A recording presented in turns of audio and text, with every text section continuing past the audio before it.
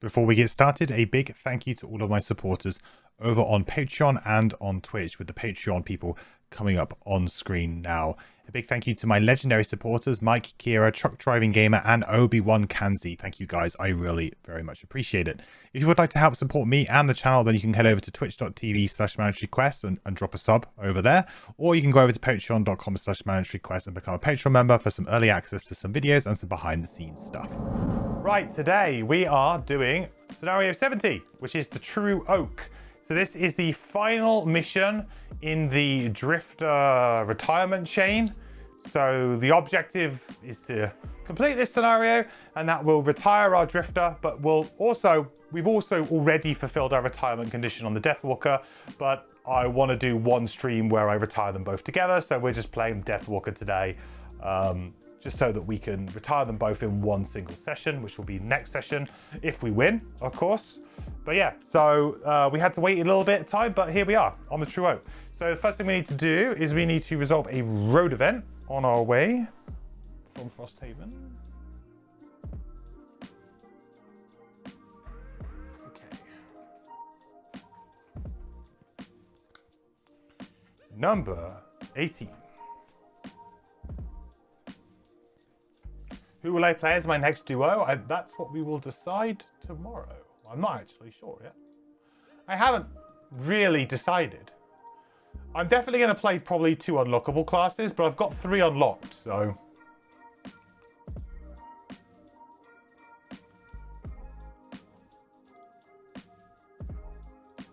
I'm kind of liking the idea of Trap Snowflake, to be honest, but Kelp looks the most interesting one to play. So it's kind of a bit... I'm a bit kind of cross purposes, because I feel like those 2 together would be a lot of fun.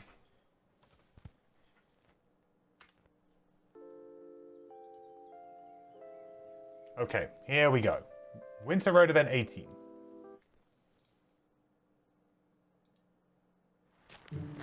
Mercenaries, you help Hurdle, yes!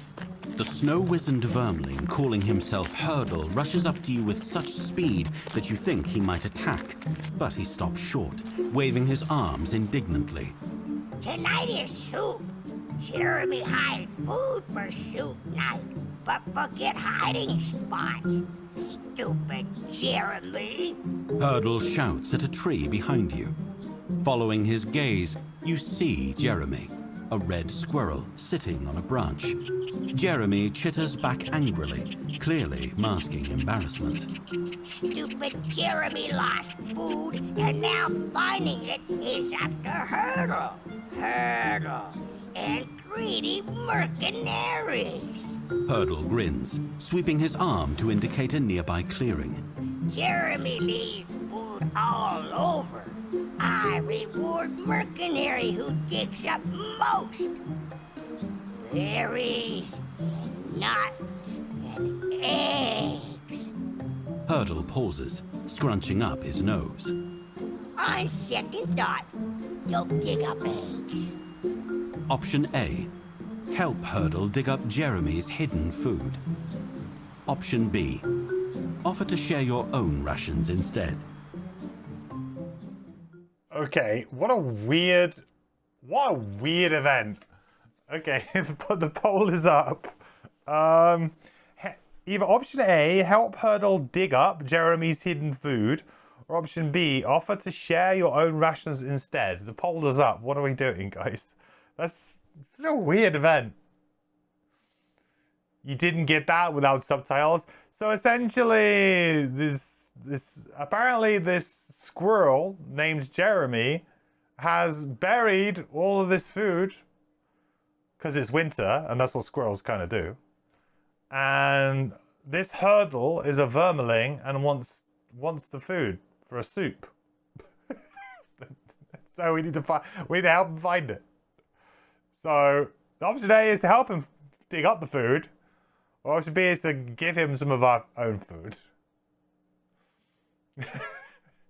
But it's a bit of a weird one, yeah. The voice acting was kind of a little bit strange. It was a bit hard to pick out.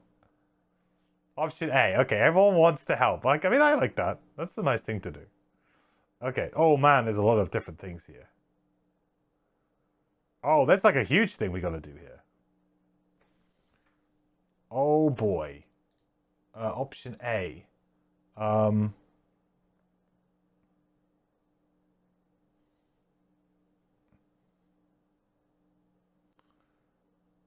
no. Oh, this is like a thing. You sigh and heft your shovel. You suppose this is what they mean when they say, no job is too small. Okay. All characters each take 1 turn, drawing as many cards as they want from the monster attack modifier deck, 1 at a time, until they choose to stop. If a character draws a null card, they've unearthed an old egg, and their number of drawn cards is considered 0. Shuffle the entire monster attack modifier deck between each turn. Characters are then awarded the following based on who drew the most cards. Tied characters gain the full rewards of their shared rank. Yeah, so this is not as great as... Oh,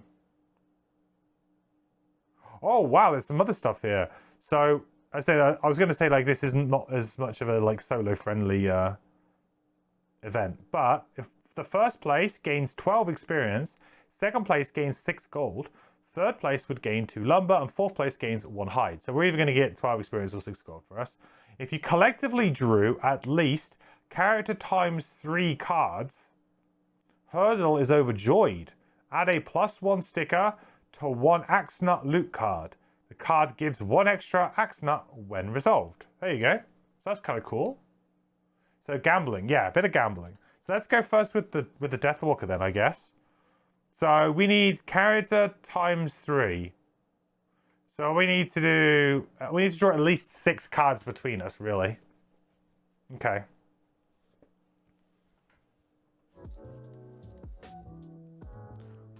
Ooh. Oh, it's not going to let me draw because I'm not in a round. Oh, come on. Well, maybe I'll just do it like this way. 1, 2, 3, 4. This is not shuffled, is it?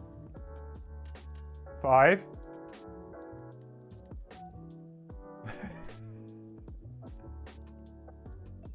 6. This is not shuffled. There's no way.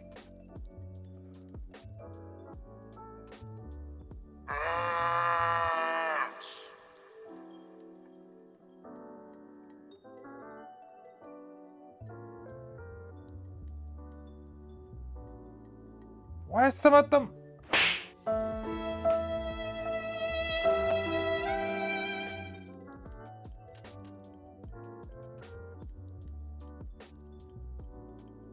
It'd be kind of fun to do this with a physical deck, but I'm feeling lazy.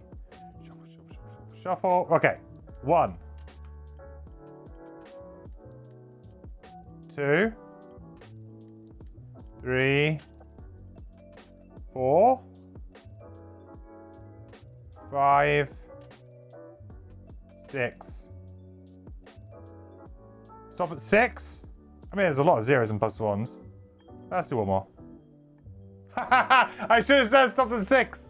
All right, there you go.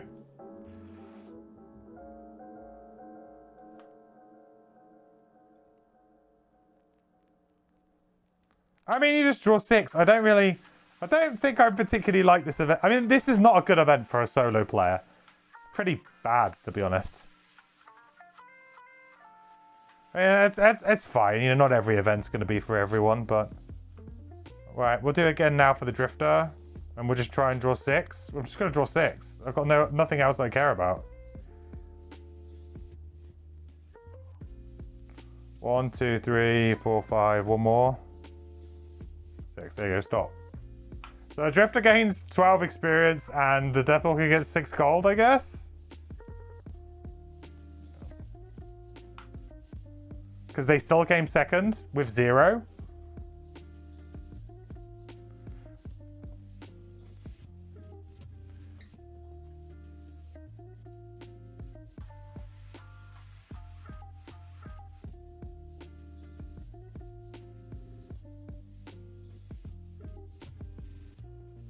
Seems strange to me, but there you go.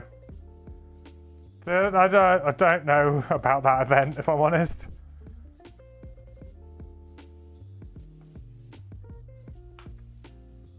Reshuffle for each character, yes.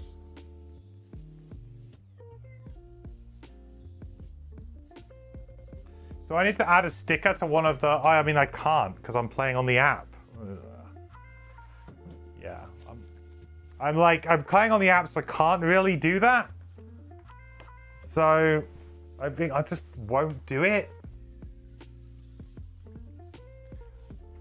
Yeah, it's like just a bit of a weird one. I mean, I don't really feel inclined to do it.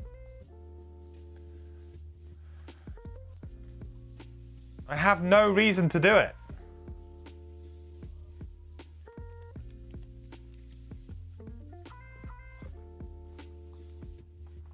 Oh, wow. Well, that was a fun event. I can add it. How do I add it? What, in here?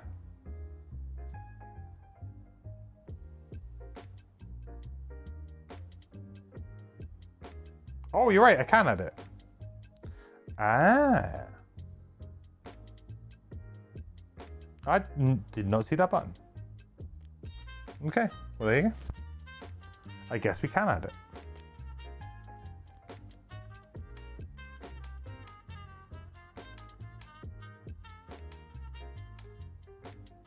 Okay, good. Well, that's all done now.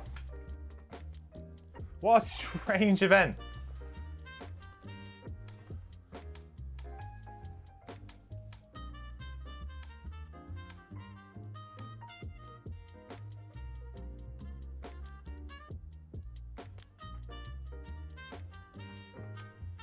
Loot deck is going to get lots of stickers, I think. Well, that's the first time I've ever had to add a sticker to the loot deck, which is kind of cool. Right, let's do the scenario introduction. Scenario 70, the True Oak. Those damned zealots! Ignorant fools! If they find the True Oak, they will destroy it! Laceratus's words ring in your ears as you set off in haste, seeking to catch up to this radiant order from White Oak. Following Laceratus's directions, you are soon within the radiant forest once more, passing clearings and ancient menhirs. And ahead, stood in the shadows of a massive oak grove, are the rearguard of the Radiant Order, ready to block your passage. Come no further, heretics! The false tree and the lies it represents must be destroyed! The commander points his sword at you, and the others unleash a pack of snarling hounds, which race forward, bounding over trunks and shrubs, snapping as you stand your ground. No, not hounds. Okay. Battle goals then. Well, actually, before we do battle goals, scenario goals. The scenario is complete when all enemies in it are dead at the end of that round. Read 35.2. Scenario effects. Each character adds -1 card to their attack modifier deck. I don't know if that's happened automatically. Is it just me, or has like Secretariat taken a step back? Because I used to have all these cool things that would pop up, and when I put the scenario up, it would add the right number of monsters. I don't know if it's actually added anything.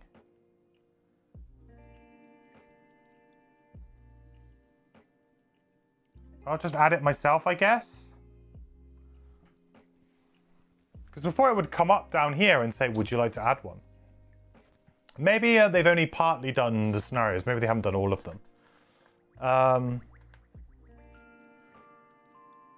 this is it, really. Special rules. The Great Oak has 2 times character level +3 hit points, and is considered to occupy each tree and border hex A in the scenario. Okay, I guess we haven't got there yet. It is an ally to you and an enemy to all monsters with an initiative of 1. Ooh, for the purpose of focusing. When the Great Oak is attacked, it treats all ×2 attack modifier cards as +0. If the Great Oak is destroyed, the scenario is lost. Okay. Protect the Great Oak. Gotcha. So we don't have a Great Oak right now, so we don't have to worry about that quite yet. But it'll be in the next room, I expect. Lokar's still adding a lot. He hasn't played the game yet. No, I don't blame him. There's a lot to add.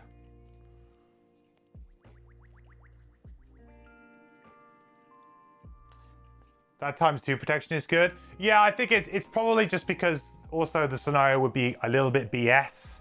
I've never really liked the protect scenarios, and then you just get randomly, the enemy draws a ×2, and you just randomly lose. Like, that never feels good, right? No one ever likes that. Do all oak trees in the north wear iron helms, apparently. Okay, that's the 3 for our drifter friend. We don't really care about these because, of course, we're retiring, so...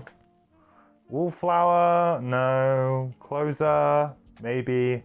Accountant, no. I guess we'll say closer, but I am not going to be worrying about that at all.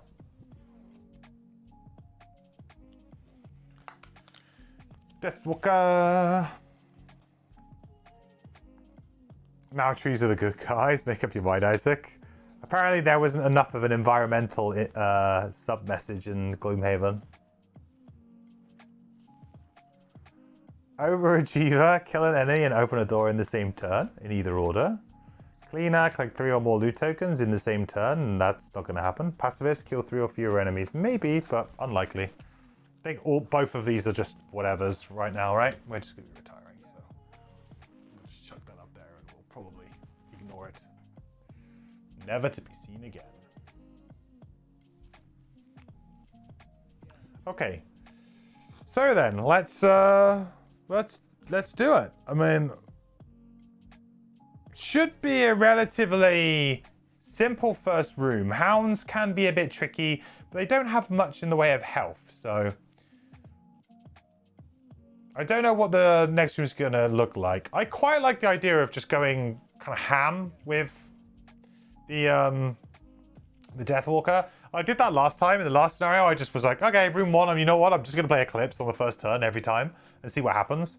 And actually, it kind of worked out really well. So I'm feeling similarly lucky here. So I think we're going to go late on our Deathwalker and we're going to play Eclipse.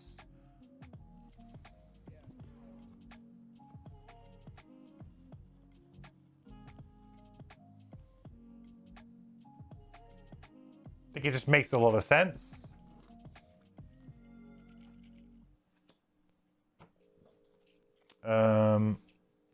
Drifter needs to probably... These guys have Retaliate, right? I think they do. Yeah, Retaliate 1. So Shockwave's pretty good.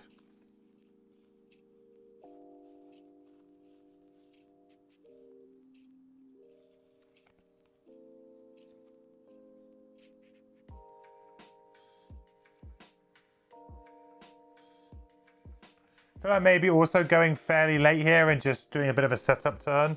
But I think this turn I'm going to actually play Shockwave and get Shockwave up because it's just really good against Hounds. It's got such low health that we can just kind of kick them about a bit. All right, let's see what happens. All right, that's very good for us. A 4 on the Hounds. 1, 2, 3, 4. 1, 2, 3, 4. 1, 2, 3, 4. And we are gonna be muddled, but that's fine because I don't think I'm attacking on either of my 2 characters, so that's fine. Muddle, I won't even bother to apply it because we're not going to be targeted at all. This is a big move too, huh? 1, 2, 3, 4. Right on top of us. City Guard has Shield 2, Retaliate 2. Also just a real pain in the ass. A real pain in the ass. Okay, so we'll play Shockwave.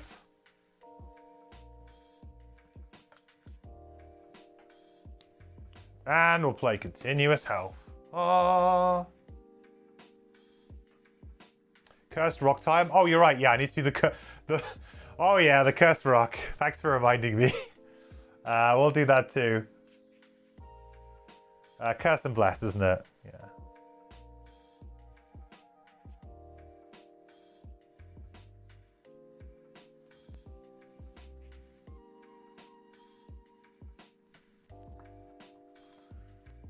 Okay, and then Deathwalker.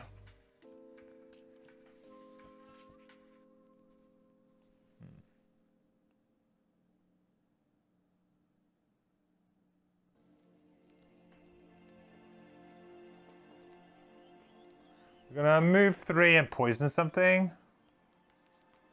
I think I'm quite happy to kind of move out a little bit here. Poison this guy. What's he? Number 6?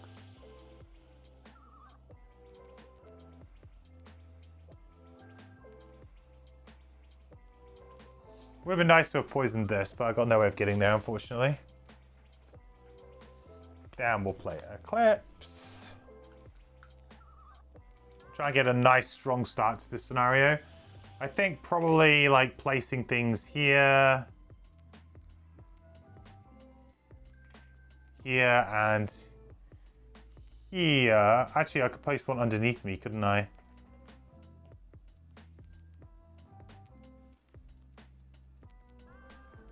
Might be better here.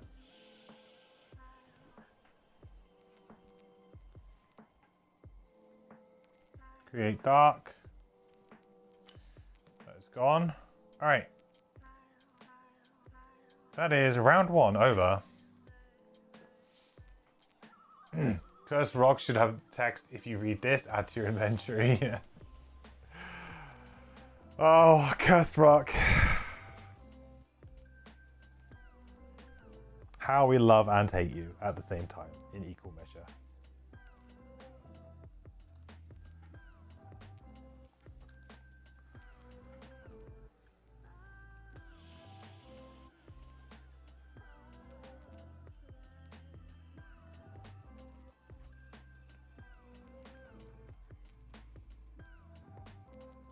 Right.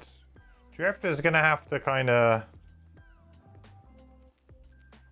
hold down the fort a little bit here, huh?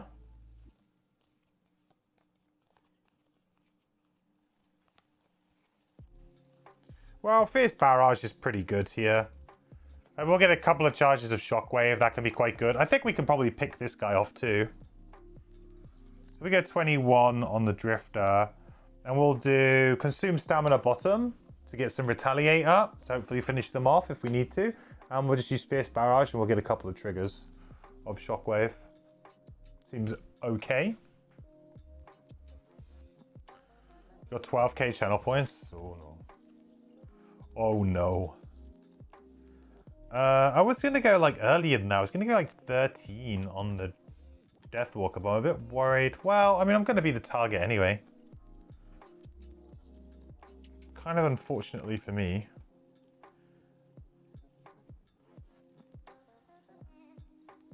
I guess I could go for a disarm play here, but I was really wanted to do Ritual Sacrifice because it would just be so good. Yeah, I guess I'm going to be the target anyway.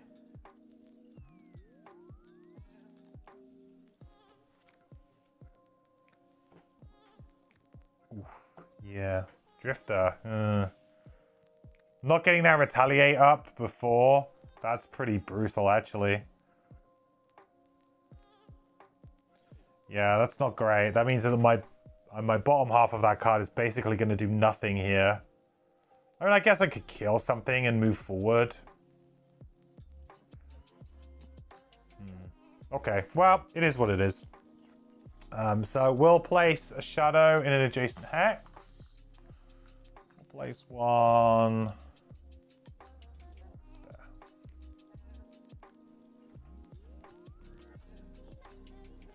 Then we'll use Ritual Sacrifice. We'll attack for 3, get +1 attack for each shadow in or adjacent to the hex occupied by the target. So 1, 2, 3, 4.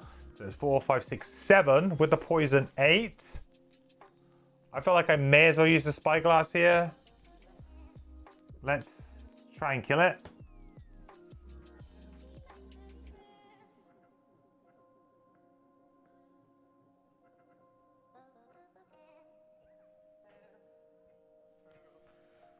Okay, definitely dead. Very, very dead.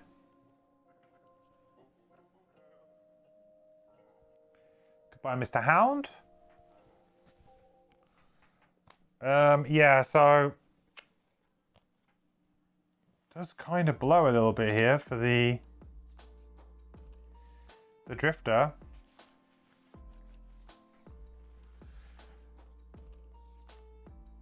So it's going to be an attack of 5 with disadvantage from number 4.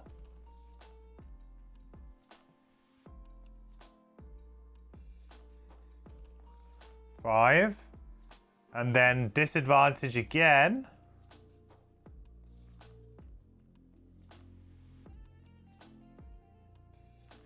4. So 9 damage. Not the best.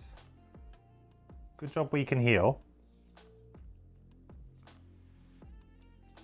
Yeah, kind of sucky there.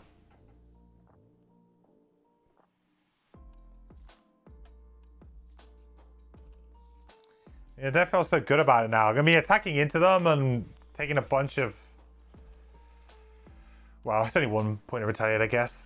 Okay, so we use Fierce Barrage, so we'll attack number 4 for 2 to begin with.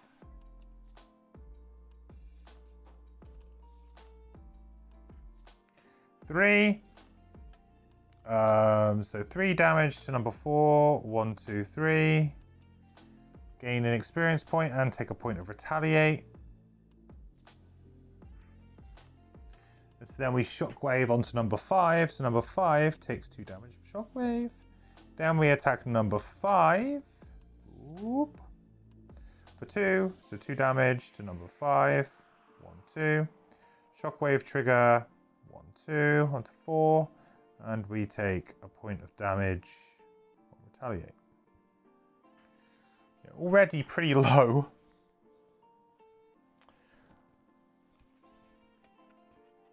Now I could sort of sweep in here to try and be like the hero a little bit, and tank an attack off the guard, and I think that's probably for the best here.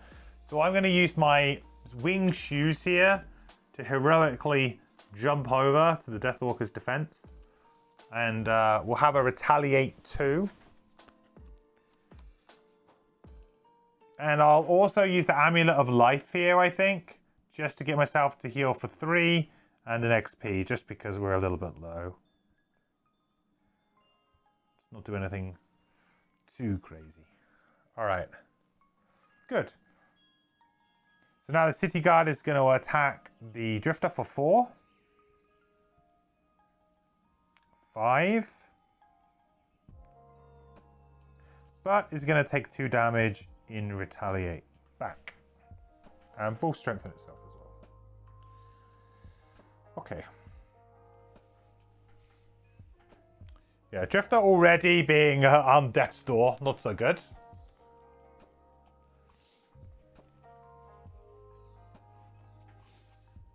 Buy the cursed rock back from the supply with my new mercenary.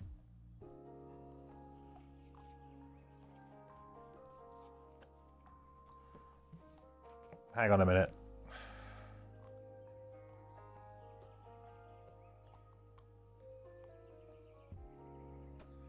Sorry, I thought I put my do not disturb on. I obviously didn't.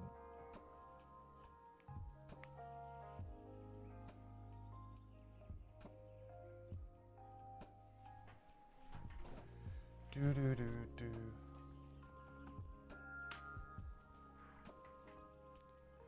There we go.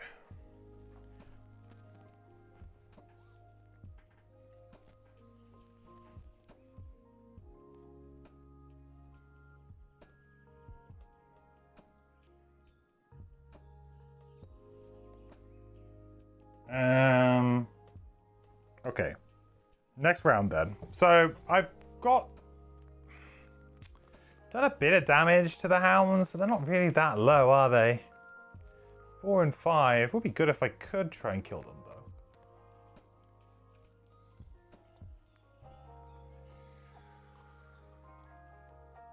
Don't have the dark up anymore, do I? Or did I? No, I didn't. Dang. Forceful Spirits would be pretty great right now.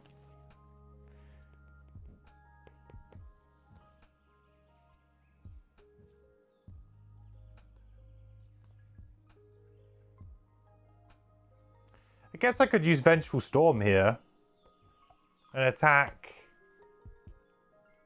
them both for 3. Seems pretty legit.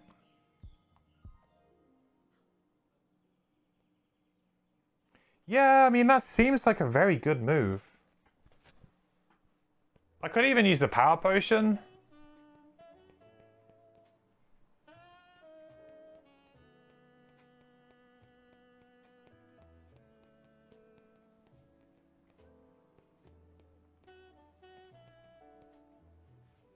I don't know how many enemies are going to be in the next room, though.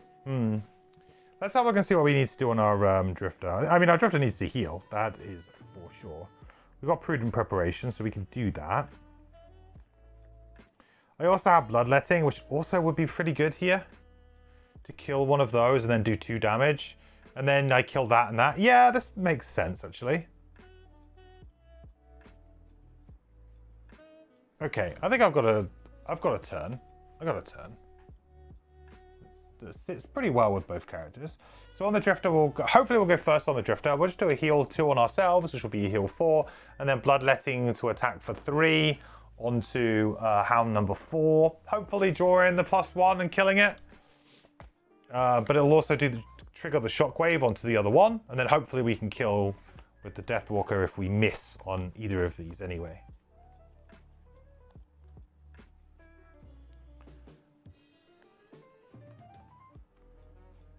Do.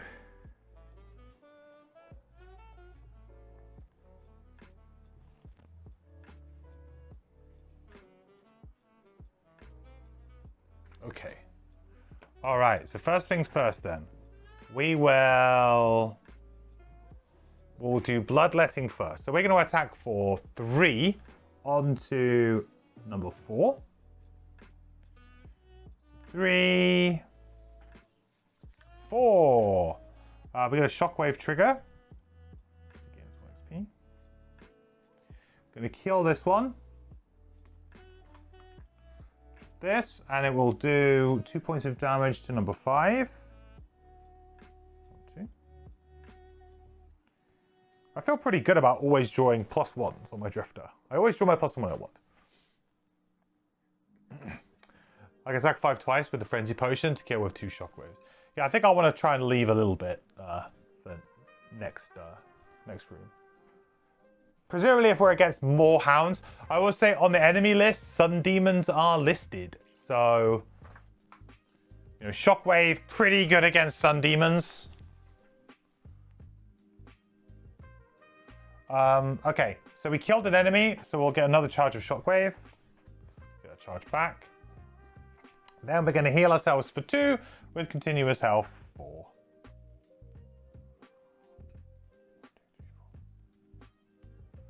Okay. Not too bad. Bit nervous about this strengthened attack, obviously, off of the city guard, but there's not much I can really do about that, unfortunately. Okay. So first things first, we're going to use Vengeful Storm. So I'm going to attack for 3 here, and I'm going to... He's got shield 2, right? Should I remove a token for this? To get another target?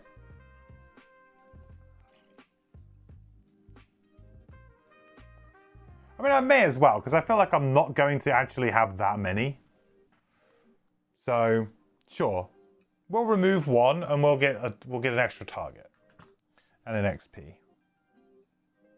On our Deathwalker. Just realised that's sort of turned in a bit of a weird way, isn't it? There you go. Is that better? Bit straighter. A little bit straighter. Hey Rick. What's the app showing on the right? So I'm using Gloomhaven Secretariat, which is basically showing the monster health. So it's managing the monster health for me, the monster ability cards, so all of their initiative. It is managing the loot deck for me. It's managing my character sheets for me. So just basically showing everything that's going on the board without me having to use the physical game components that would have to do that, which would be very difficult to kind of fit onto the screen and still be able to sort of show you guys stuff. So yeah, it's very, very helpful. I do think it's a great app. Really, really good. Okay, so we are going to be attacking the Hound first, I guess. Sure. Times 2. That is a very dead Hound. Yeah, very dead. Very, very dead indeed. Griff, thank you so much for the follow. Welcome to the quest. Really appreciate it. Good to have you with us. That's very cool. Yeah, it is. It's really good. And it's free as well. So There is an official Frosthaven app that Lucky Duck Games have made in collaboration with Cephalofair, or as on license from Cephalofair. And I mean, I haven't checked in with it recently, but it had a very buggy launch and not very many features. Whereas this app, which is being developed just by, I believe, one person who is doing it out of the love of the game, maybe with some help, but is free and is, in my opinion, better. Or at least it was when I started playing my campaign. I haven't looked at the official app recently.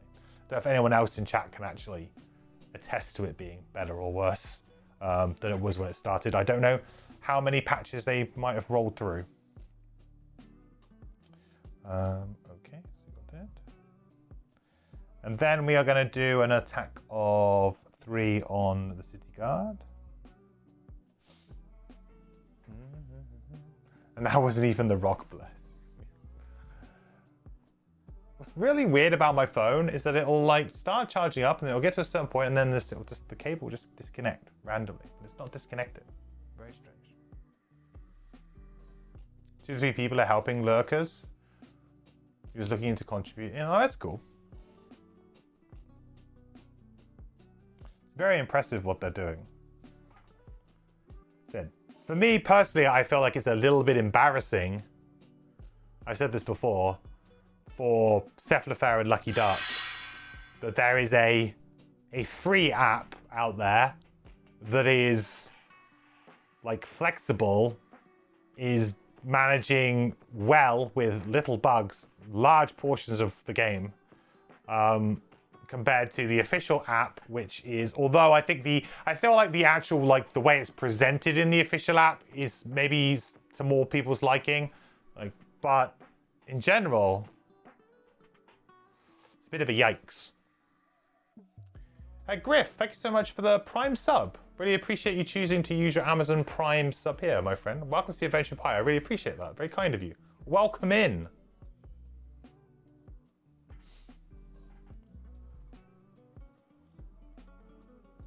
Did I draw a card for that Death Lord attack? I didn't, right? Hey, good damage. 5. So that's 3 damage. Good draws there. Oh, he's on fire. I almost killed him. Shoot. I think if I'd drawn those the other way around, I might have actually killed him.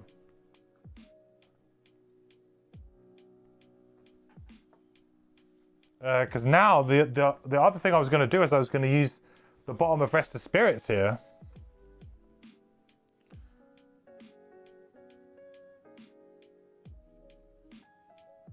I figured why not? Boop. Just easy kill, really. Or easy free damage that stays away from the retaliate.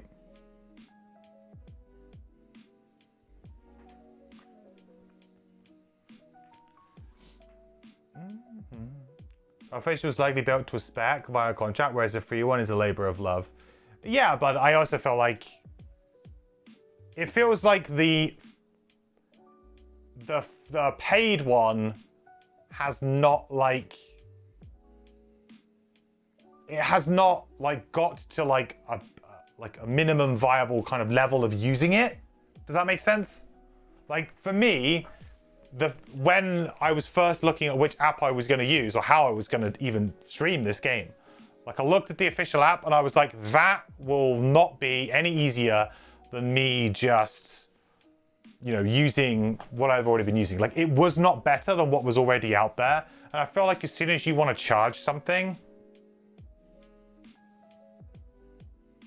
and I get that, like, yeah, Gloomhaven, the great thing about Gloomhaven and Frosthaven is there is an amazing community around it that is very passionate about it and will put in those hours to make tools and spreadsheets and apps and charts and just anything and everything that they can do, inserts, whatever it might be, to make the game better. You know, I think just the board gaming community in general is very much like that. But especially when people get obsessive about a game, and Frosthaven and Gloomhaven definitely fall into that category. So I think like, Yeah, maybe like in another world where somebody wasn't working on a free version, it would be a different story.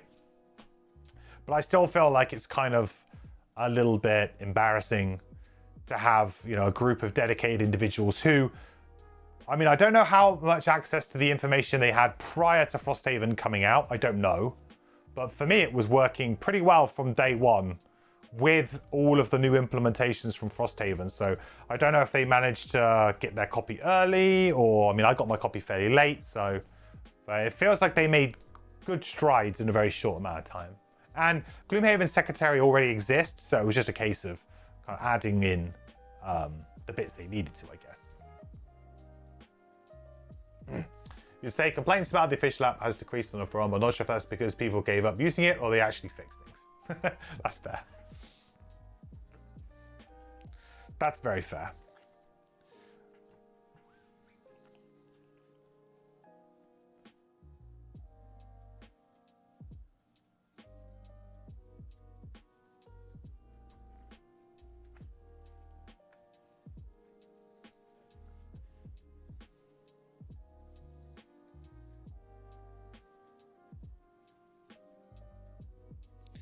Right, so we're going to be attacked. He's going to move back. Whoop. And he's going to attack. Oh, unless I want to move him. Do you want to move him there? Maybe better to move him there.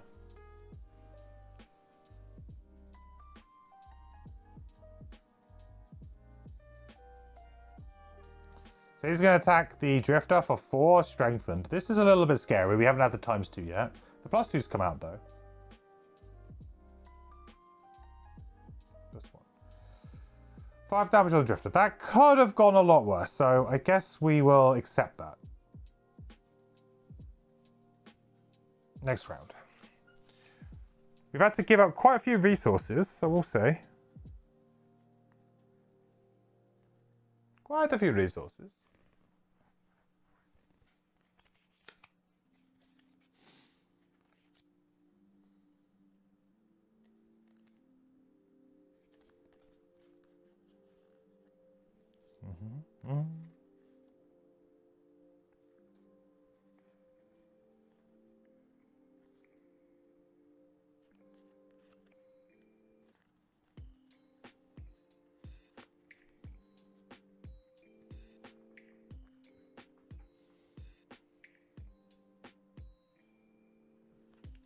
I think I'm just going for it really with the I mean, collecting. Should I be getting this loot then? I mean, I guess I've got nothing really to lose. You're right about the axe nuts. So there's 2 axe nuts in this one. There's 2 flame fruits as well. Pretty good. There's also 2 of the that chest thing that we hasn't even come up yet. The weird item with the chest. I have not had that at all. The check sheet ones. So I don't even know what I'm supposed to do when they come up. Never had them. So maybe we should be looting.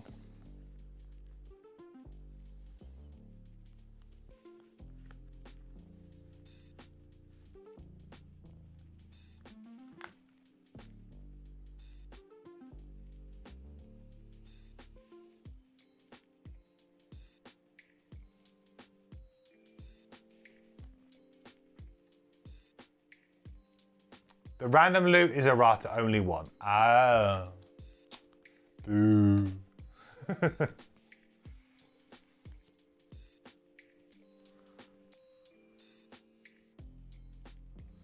Am I wanting to just move on? I get the feeling that I just want to get loot here and then not much more, then make my way towards the door.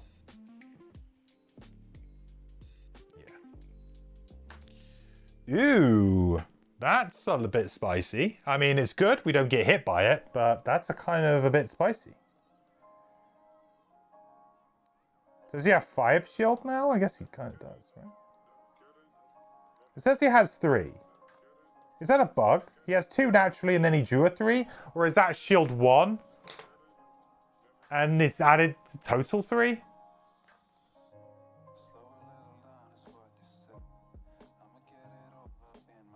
I can't remember with the city guards. Do they have a shield up like that? Probably 5, yeah.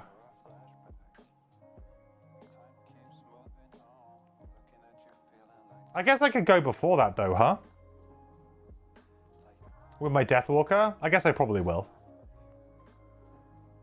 Total 3. Yeah, 5 sounded a little bit high, but I mean, they could have changed them in... This is the first time I've had guards in Frosthaven, I think.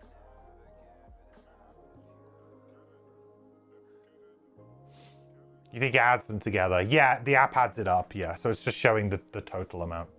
Okay, well, I'm going to use Boots of Speed anyway to go sneak in before then.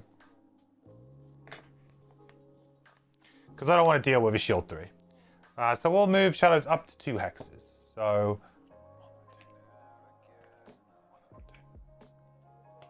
Whoop. This will be our little buddy shadow that will come with us. All other shadows are gone. Then we'll use Fluid Knight, so we'll attack for 5 from here. 5, 6, 7, dead. That goes away. Drops loot. We gain an XP. And we make duck. Lovely.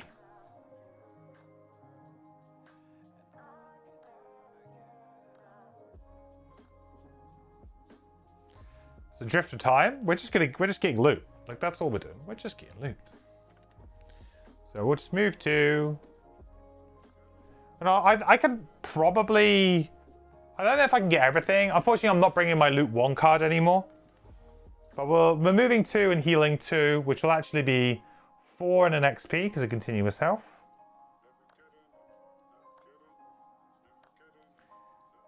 And we will draw our first loot card from the loot deck. +1 axe nut, baby.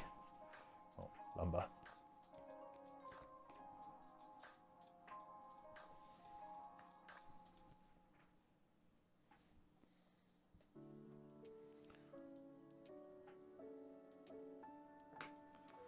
Right, so what have I got? I got 2 rounds before I need to rest.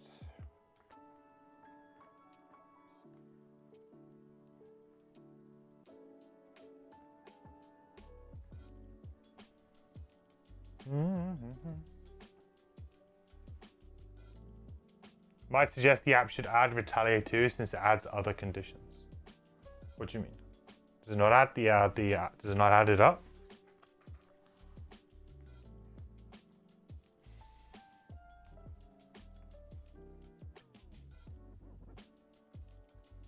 Yeah, we just get some loot and then we... The thing is, I'm going to be probably like at least 1 turn away from the door, which is not ideal here. Like I've kind of ended up not getting close enough to the door. So by the time I get to the door, it's not going to be long rest, door. It's going to be here, long rest, then a turn, then door. So I'll kind of like be 1 turn behind. So I won't have like the perfect rest. I guess it's okay for loot purposes, but it's not really like a way that I genuinely like to do it.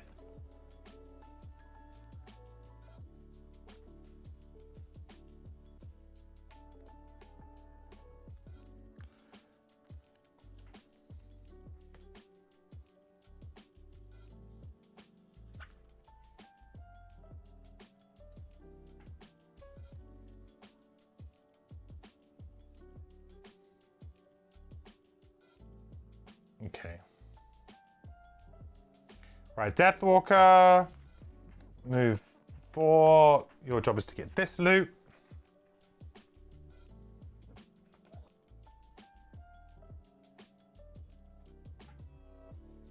Axe nut. Not the right one though.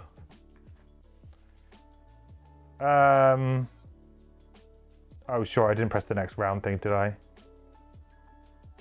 Oh, it'll be because the Great Oak has been. Drifter, we're literally going to go like this, but we're going to play Crushing Weight up as well.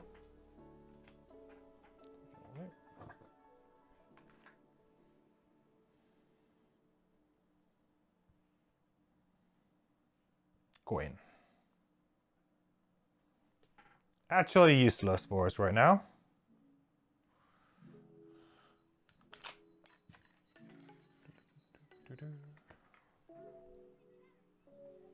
Keep getting those resources. Seems like plenty now, but you're in year 2 and resources are thin. Yeah. I wonder if the decks start to thin a little bit more too. That would be a little bit... I guess that would be a little bit more kind of like... interesting in the sense that, like, at the moment, I'm buying from my lumber camps, my mining camp, every time we get an outpost phase. I didn't initially, because I thought, like, well, I'd rather keep the gold because I need that to build buildings. But now, actually, doing these, I think it's been good. The problem I'm going to have is I'm going to unlock a bunch of stuff, and I'm going to retire a load of characters, and these characters are going to come in, and they're going to have loads of resources, but they're going to have no gold. So gold is going to be a real, like, pinch point. I might actually not buy anything from the traveling merchant just so that I've got enough gold to potentially construct whatever the hell it is that we have coming in the next outpost phase. Because for me, I think missing an outpost phase with construction, it's not terrible, but it's just not, doesn't feel ideal. I think rather than me buying, you know, like winged shoes or something, if that's the difference between me being able to construct or not, I could probably get around not having winged shoes. I don't know. I think that's a really interesting dynamic, because then it also starts to de-incentivize you being able to use those items. I'm assuming that at some point we unlock an actual physical shop so that we can now buy from the shop whenever we want. We don't have to depend on the traveling merchant kind of events, I'm thinking. But maybe not. Maybe that won't happen.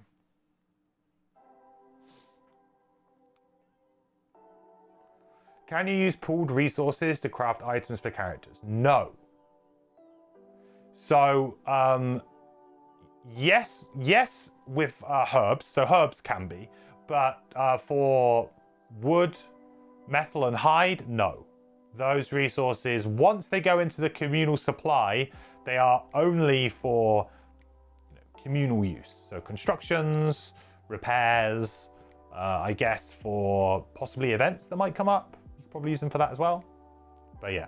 So, yeah, I mean, which is also kind of like, it's a bit odd, but I respect that decision, because then it does mean that you don't have this really silly one character gets retired and then the next character comes in, has so many resources to use that they can pretty much get like fully slotted with all of their gear immediately. And then you lose that nice early character progression of gaining items at maybe like one per scenario type kind of game, something like that. You lose that. And I'm glad that they kind of came up with that system.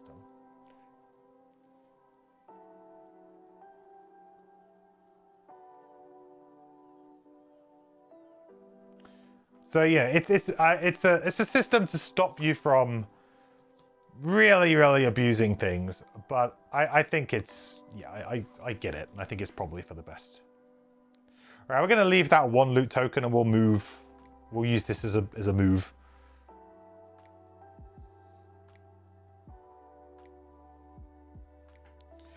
We'll be moving forward.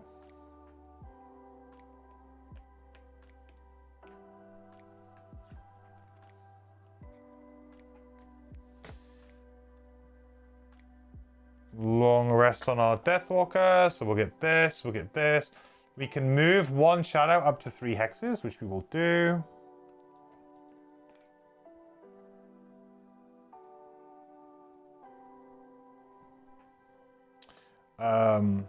Good. We get to heal. We don't need to heal. We just need to get rid of a card.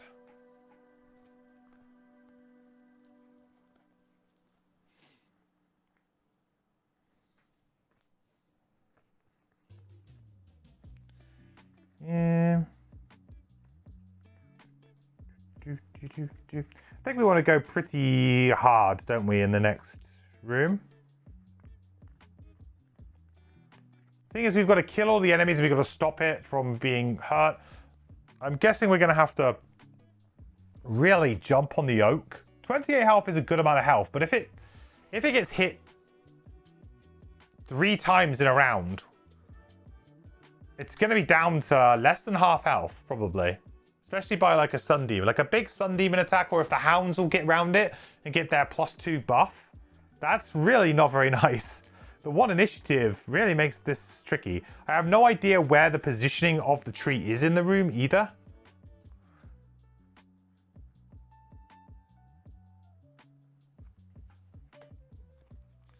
We'll get rid of Black Barrage for now, I think.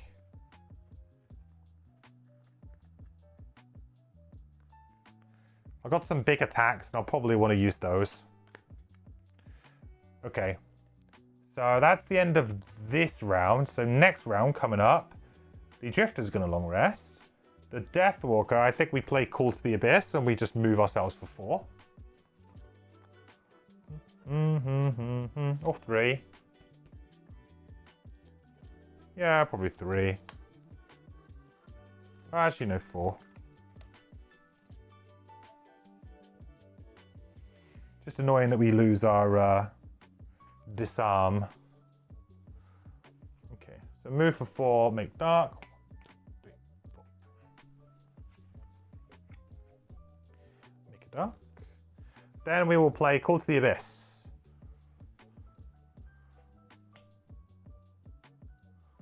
Now we got that going. What I'll probably do is I'll probably just lose this this bottom tile once we open the thing. Don't forget the teleport. I am keeping the teleport. Although I don't know how good the teleport will be. It feels like the teleport is one of those things where when I don't have it, I really miss it. When I do have it, I just rarely use it, or I forget to use it. It's like damned if you do, damned if you don't type situation. So that's the Deathwalker done. The Drifter. Oh, sorry, we need to draw. Deathwalker's done. Drifter is going to heal up for 2 with this 4. I would like to have a little bit more health here, to be honest. I guess it kind of is what it is.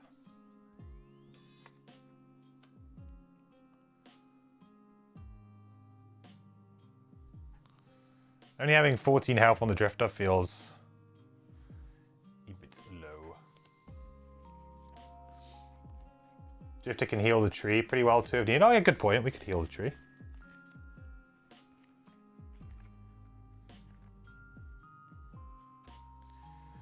Very good point. I think we'll give it just to the prey. Still don't like that. Hello everyone. Hello. Zupa. Hey, how's it going, buddy? Welcome back, my friend. Thank you so much for the resub. 15 months now.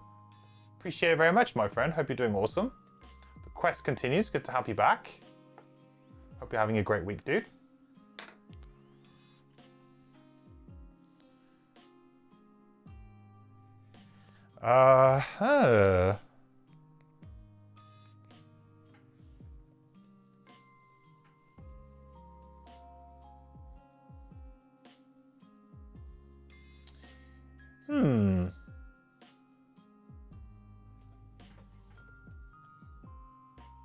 How do we open this door? Because we're a little bit far away from it. It's not really where I would love to be. If I open this door and they're like, right, the tree is in the furthest corner, as far away as you could possibly get it, and we're going to put the enemies like really close to it. And so then I'm going to be looking at it going, I hope that wouldn't be the case. That they would at least maybe put the tree maybe in the middle and maybe dart the enemies around a little bit, and maybe we can kind of cleverly get ourselves in the way. But at the moment, the max amount of movement I can do with the Drifter is 4, which gives me 1 step into the room, which is pretty trash. So what might be a better thing to do here would be to just set up. As lame as it is, it might be better for me to just like do a move 2, heal 2 on my Drifter, do a bit of nothing else.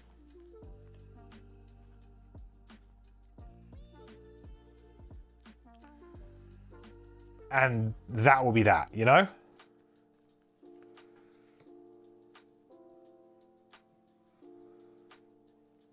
Because I have a bad feeling about opening the door here. And I'm not doing too bad with stamina. I'm not in a massive rush. It would also just give me a little bit of time to maybe put down another shadow.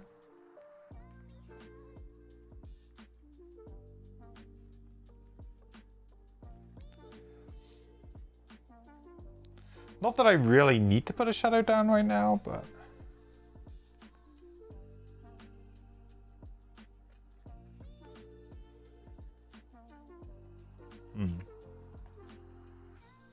That could be big if I can prevent something from attacking tree. Yeah, very true. Your Deathwalker finally retired. You were level 7 and everyone else had retired. Some of them twice. Really? Really, Captain? That seems like...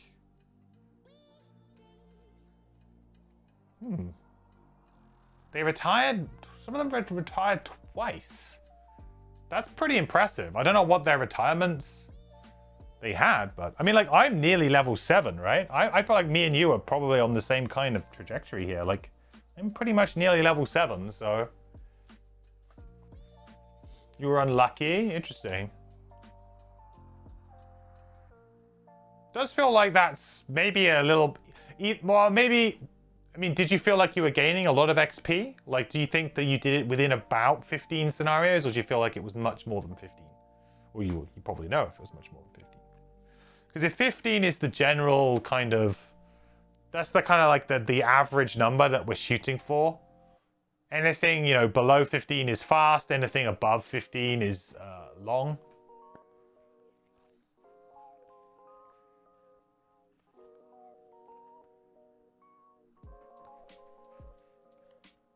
Yeah, let's just chuck a shadow down. And do a little bit of nothing, really.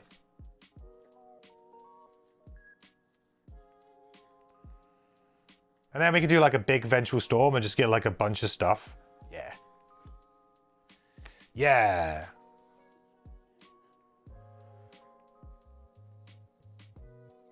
Why did I put 27 down here? What is this? What is this? 34. 27 on the drifter. That's where the 27 came from. Okay. Yes, we'll move to... Heal ourselves for 4, gain an XP. So now we're back up to a good level. Now I feel more comfortable. And then just shield and retaliate. Doesn't really matter. We're not doing that. You don't think it was more than 15? They did play a few without you. Ah, okay. You needed to loot 8 lumber and never got... Oh, so you're on the same... You are on exactly the same one as me. I'm on that with my drifter. I actually got the 8 lumber very fast. I think I got the 8 lumber within 6 scenarios, I would say. Something like that. Actually, really, really fast. But it was the other missions that were the long ones. Which is what we're doing now, right? Not sure how many scenarios it will take for you, but your Geminate is definitely going to level slower. Easier to get lumber on 2-player solo. True. Considering that it's 8 lumber cards though, not 8 total lumber, which is important to say. So I don't get the additional +2 benefits. So that didn't count as 2. It's 8 lumber cards, not 8 lumber materials, if that makes sense. So the number of cards you have to loot is exactly the same. But when you're playing solo, of course, I can lean into my retirements a lot more. So I knew that I needed my drifter to basically loot everything and my Deathwalker to loot very little until at least that was done. Then at that point we could share.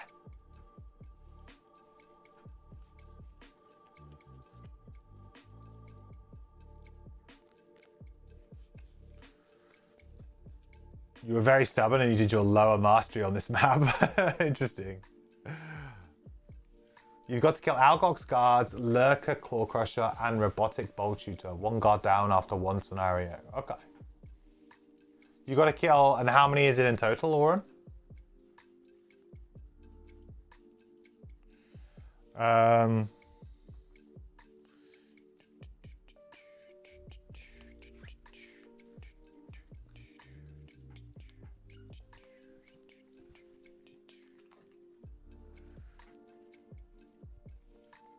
This is the turn we're going to open the door.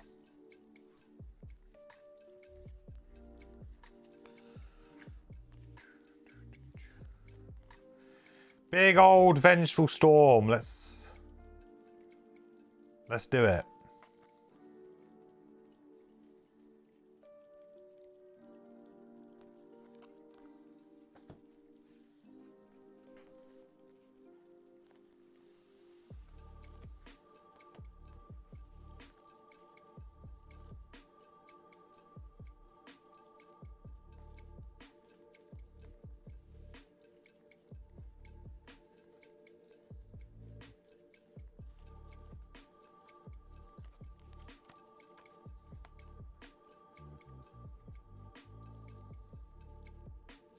Do we think something could be set up for a fierce barrage? Maybe.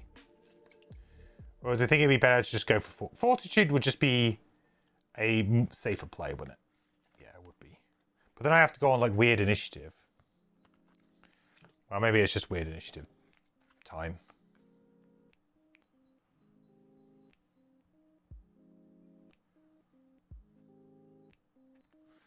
All right, let's do it. Let's do it. I think we've got a good plan for the opening. Right, move 4. 1. 46.1.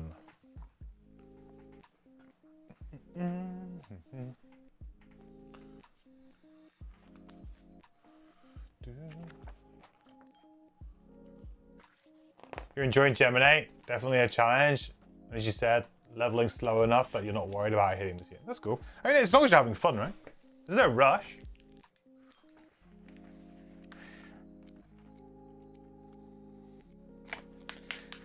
Obviously, I think it like the fact that more buildings seem to be tied to retirements does make it a little bit more pressing, I will say. Like in Gloomhaven, if you found one character that you really, really liked and you were like, this is my character, I'm going to play this, and I love it, then for me, that feels like that's easier to do in Gloomhaven because you don't have anything else really affecting your retirement except, hey, you might get a bit of prosperity and you might unlock a new character, of course, which might be interesting. But if you really found the character that you liked, you got nothing to lose and you can progress the game in the same speed, really, as anyone else. But in Frosthaven, retirement seems to be quite important.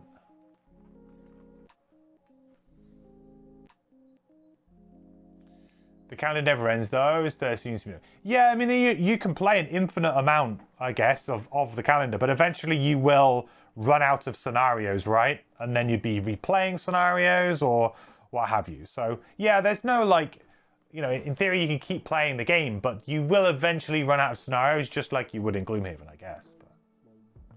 But, you never know, like, or you might stumble across a particular scenario and be like, wow, this is the one. And you might get like 3 or 4 done in one scenario, you know? Like, you know, that can happen. Okay. Next room. 46.1. You press forward down the trail, and there it is. The true oak stands proud and resplendent, but the glorious calm is broken by the hacking sounds of axes into wood as the soldiers work at cutting the tree down. It will take some time for them to bring down this majestic behemoth, but even one axe mark is too much for your tastes. Oh. Ready, guards? Okay. I've got to try and find the right piece because I got them all out of the box.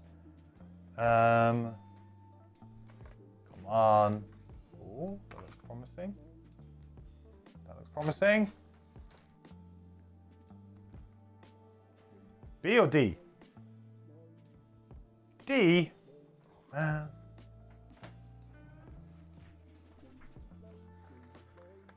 Did I miss it then? Yeah, there it is. That's 06. 07. Aha. Found it. Okay. So what we'll do is we'll take this off because we will not be going back there, that's for sure.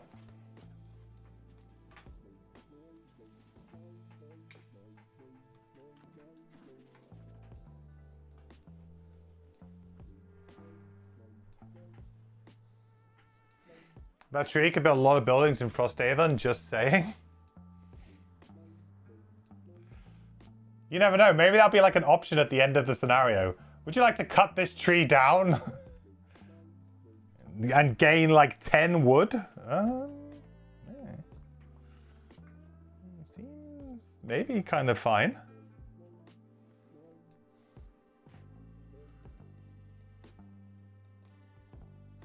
Right, so it's like this.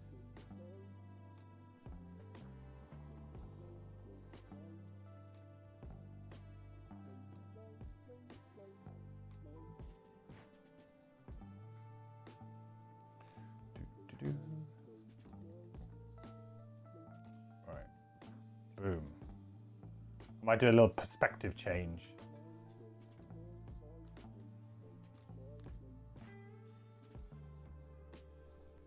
How does that grab you? You guys can sort of see from the top there.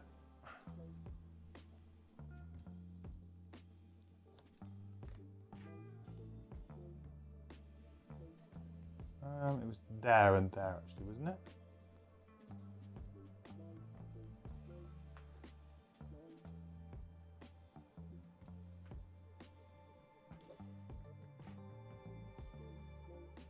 Yeah, hang on. Where was it? It was there and there and there. What the other tile? What did I just do with the other tile? Do I have it in my hand? What have I done with it? Oh, it's there. 3. These two are the doors. This can probably go away too. I'm not going to be going back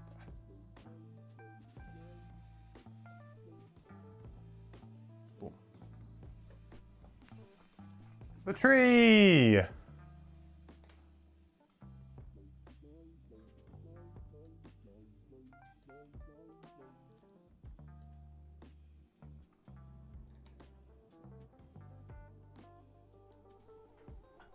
Majestic.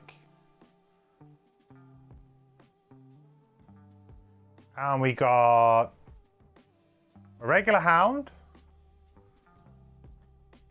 We got a 2 regular guards.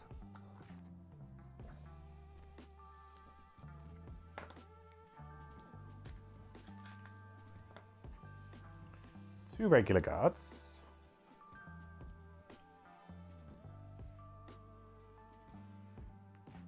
Quite a lot of enemies in this one. There's a lot of enemies in this room. Like, it's rare that you see a room where there is the exact same number of enemies at 2-player as all other player counts.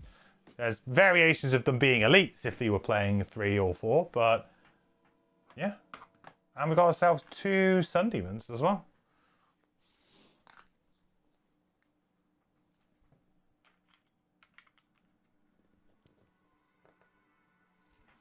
Oh no, what are the hounds doing to the tree? And they're peeing on it?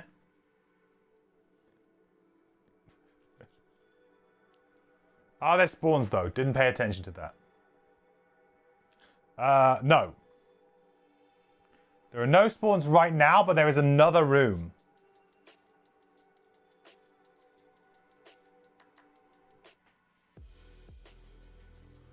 Which I believe opens up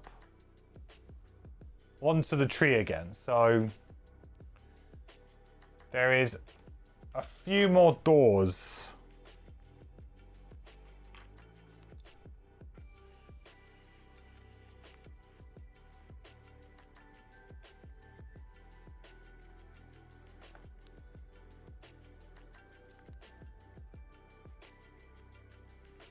If I can find the tiles.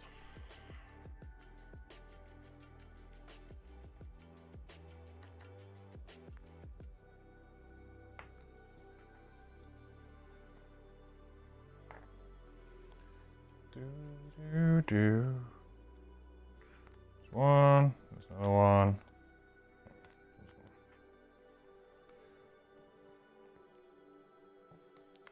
Yes, this is a large amount of doors. So there's doors here and here.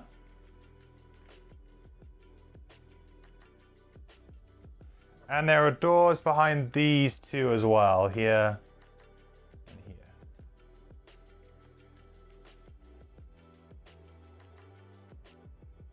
And so what's like a little bit interesting about this one,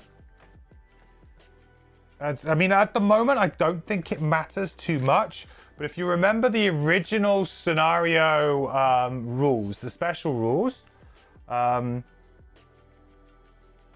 Great Oak is considered to occupy each tree and border hex A in the scenario. So these are all also part of the tree.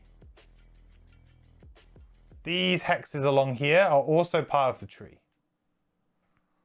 And I guess the reason why that's the case is that when we open these doors, we'll obviously connect all of this together. And so then there will be, you know, potentially enemies can come this way and attack the trees along here. But so the tree is kind of technically like taking up that space too. And realistically, the doors are all just door number 2. So whenever we open a door, we just have to read number 2.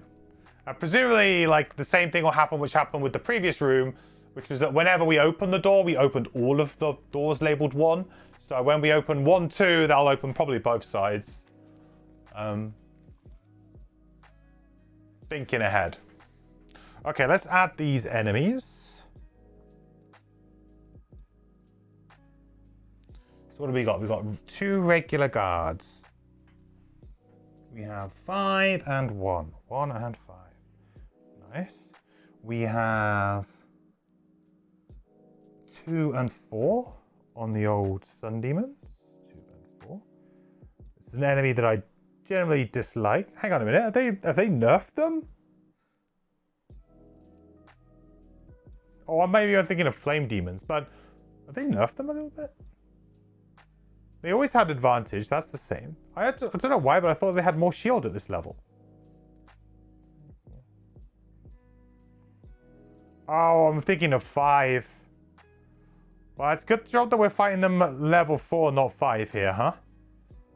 And it's 7, 3. Oof. Yeah.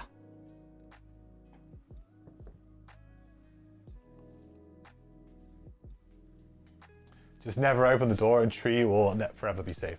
I've always found it to be quite funny. Like, the scenario goal sometimes is like, well, you know, I've killed all the enemies that are here.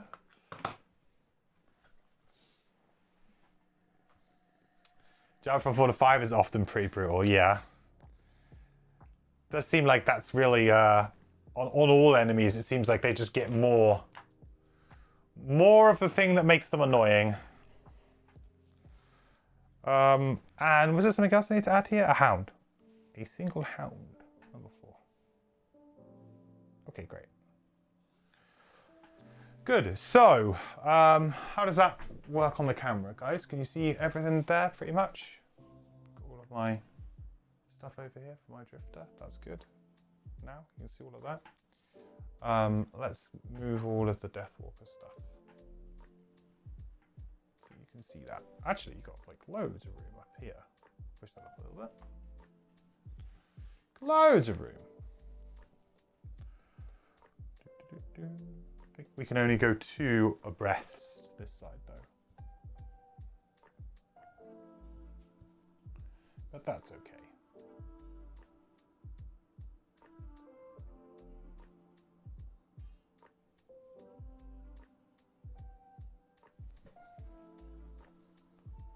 Can you see that? Oh, that camera's a little bit off.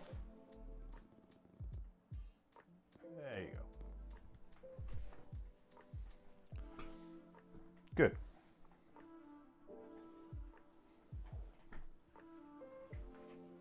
So we got more movement.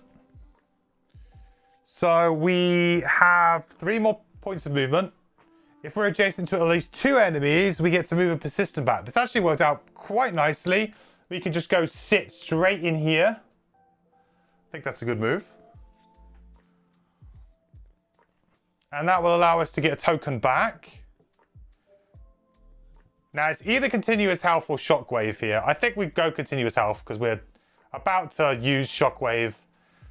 Extra heal is always really nice, of course. So we'll use fortitude here. Now, this is interesting. Which one do we attack? Now, technically, the city guard is a little bit easier to kill here.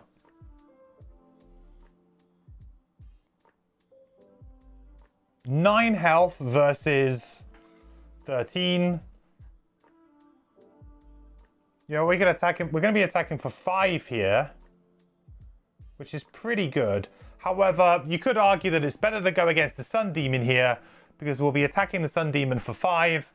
Then we could potentially follow it up with another decent-sized attack. However, I could just kill the guard here in combination with my Deathwalker. That is definitely something that could happen. Use the new bat for +3. Could use the new bat for +3. Yeah, not a bad idea. Is there going to be any higher value target to use bat on, I guess, is the other question. Probably not. I guess if we came across an elite Sun Demon, you'd say, yeah, okay. That would be a better target. But I guess that's kind of unlikely. So we can attack for 3, 4, 5, 6.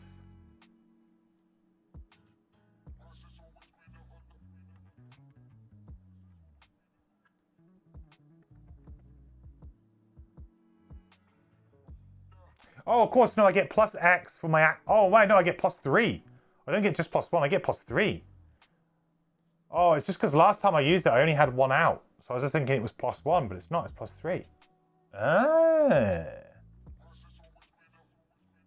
That's a crippling question that usually leads to not using the item. That's very true. I am guilty sometimes of not using my items unless I desperately need them. Sometimes that can really work out in your benefit because you'll get to a later part and you'll be like, oh, thank God. Like the number of times that I've been like, oh, thank God I still had Frenzy Potion to be able to do that last turn thing. Or, oh, thank God I kept my Stamina Potion, even though it probably would have been more efficient in terms of number of rounds to use my Stamina Potion earlier. Thank God I kept it because I actually really need to play this ability twice in a row or something.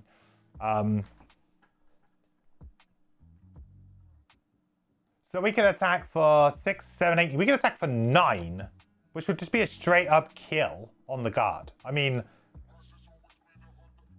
but it would be so much damage to the Sun Demon. Like, it would be clutch.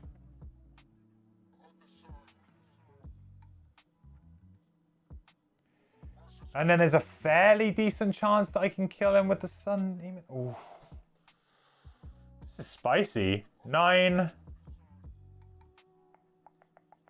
just be straight up kill, though.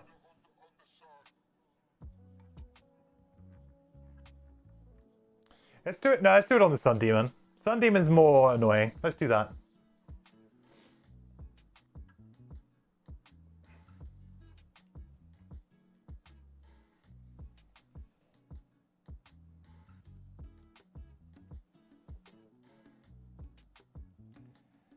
So we'll go for an attack of 3. We'll use the Wanderer's Club. Why not? I like that idea a lot. Just use it or lose it. So we're going to attack for 3 with crushing weight 4, 5 with the club 6, 7, 8. Right? 3, 4, 5, 6. Yeah, so 8, not 9. Sorry, 8. We get to push a token back.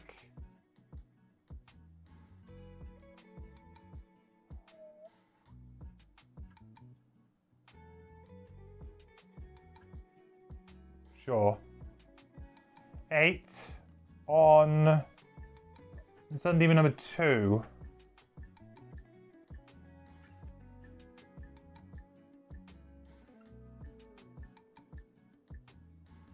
9 pierce. So that's going to be 9 damage. Shockwave is going to trigger. So we're going to gain an XP. Did I gain an XP from the crushing weight? I think I did. And that's going to do 2 damage to guard number 1 as well. Oof, that was big. Okay, next up is going to be the Hound. It's going to go straight at the tree. No messing, straight at tree. It's going to attack the tree for 3. Okay, no, hang on. What's the rule? They're treated as nothing? +0. So actually, ×2 is like, great. It's just +0. It's fine. 3 damage to the Great Oak.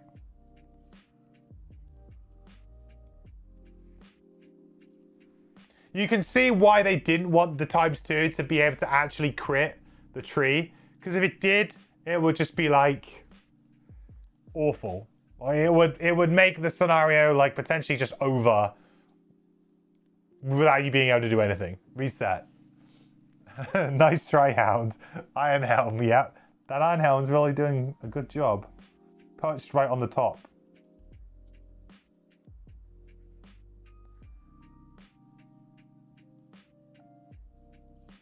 Okay, so now guard time.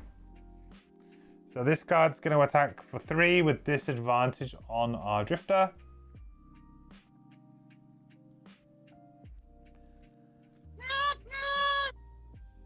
Miss.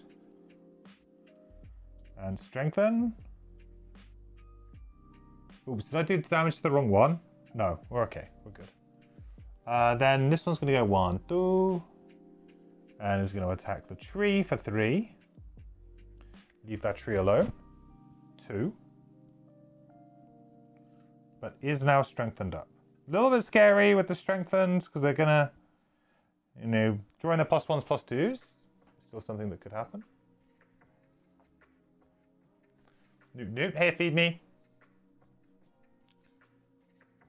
This rule should have been in scenario 13. Which one was scenario 13?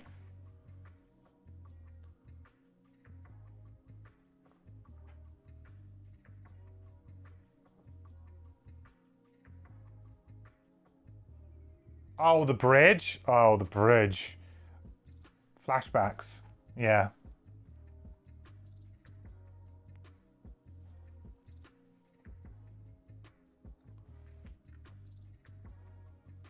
Deathwalker time. So for Deathwalker, we're gonna move 3 here.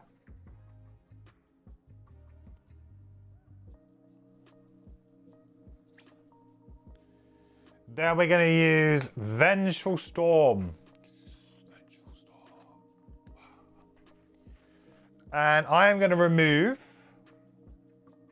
both of these to add an extra 2 targets. So we're going to be attacking 3 things for 3.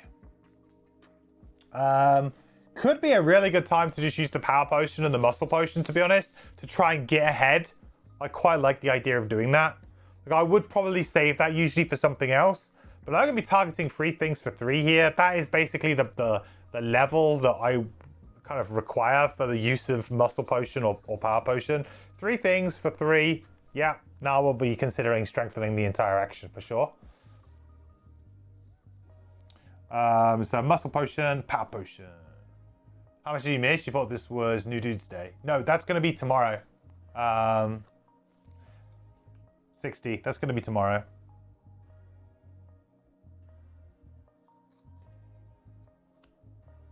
So Muscle Potion, Power Potion. Let's do it. Why not? And I can potentially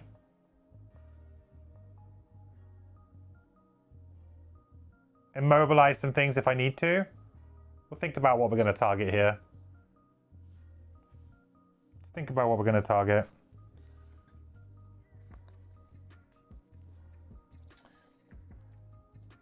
So I think it makes sense to just try and kill this guy. He's on 2 health. We should kill him. So that makes a lot of sense. I think it makes a lot of sense to target the the Hound, because it doesn't have any armor, so we'll get the inherent benefit of a +1 against it. I could immobilize like this guy at the back here as well, which might be pretty good.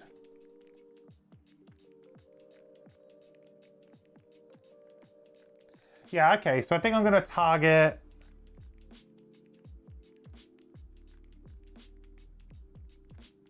Let's target the Hound first. So we're attacking the Hound for 4 with advantage. 5 and a curse.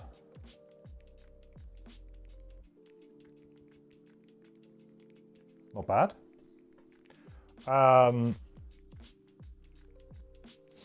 I guess then I will attack the number 2 at the back here, and we'll mark that with our Call to the Abyss that we have.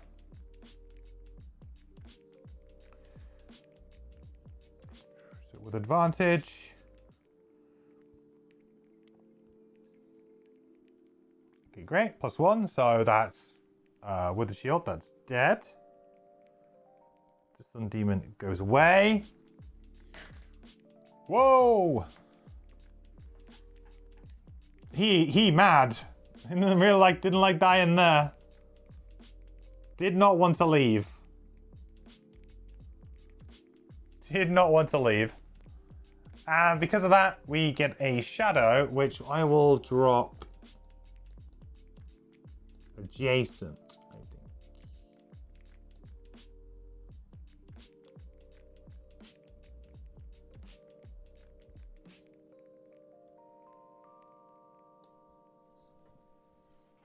I think that's a good one.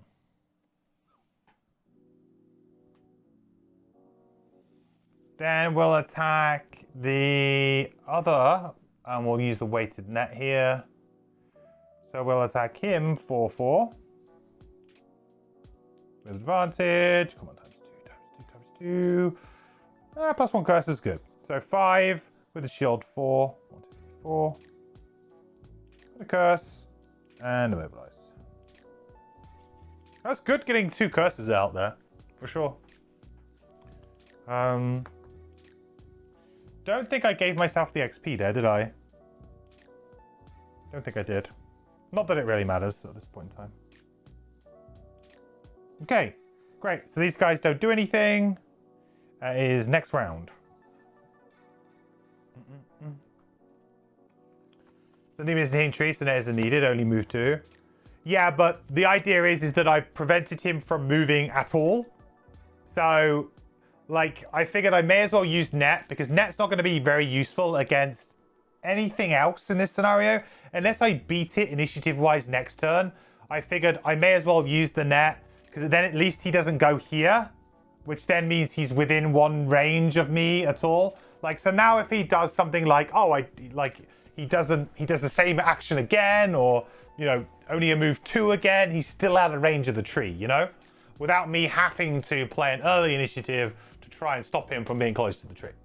Like, I figure that, like, the net isn't really going to be that useful, considering that these 2 are already close to the tree. There's 1 guy who I could maybe use it on. I just feel like I may as well use it. It denies the 2 points of movement, which may mean that he can't get there in the next round as well. Maybe not, but I figured I'm not going to get great use out of it anyway.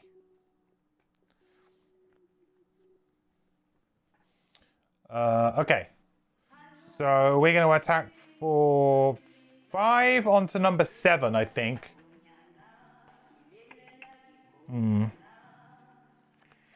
Maybe a bit of retaliate.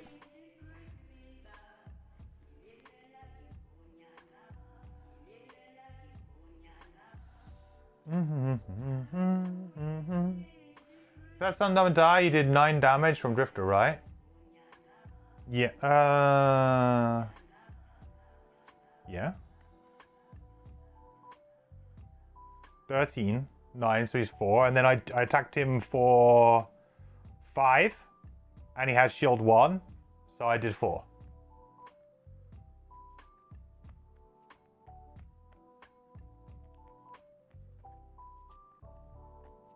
Because it was attack of 3 with a power potion 4, and I drew the +1 5. And then he had shield 1, so 4.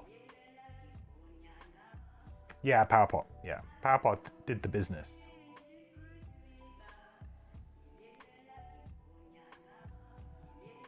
Power pot gets jobs done.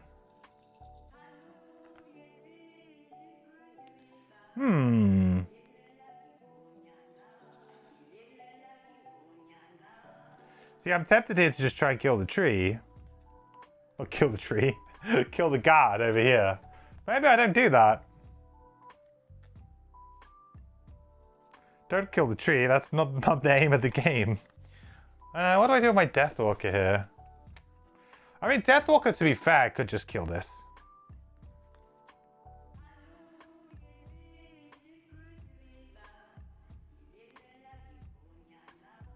How much health does the Hound have? 4? That's like awkwardly not 3.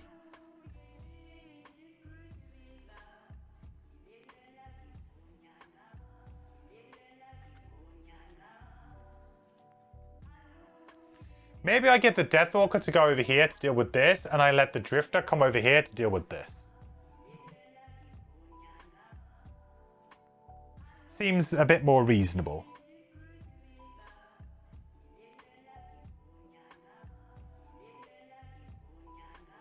Yeah, I like that. The only problem being that I don't really have great amounts of movement. I think the tree is unfortunately going to get hit again.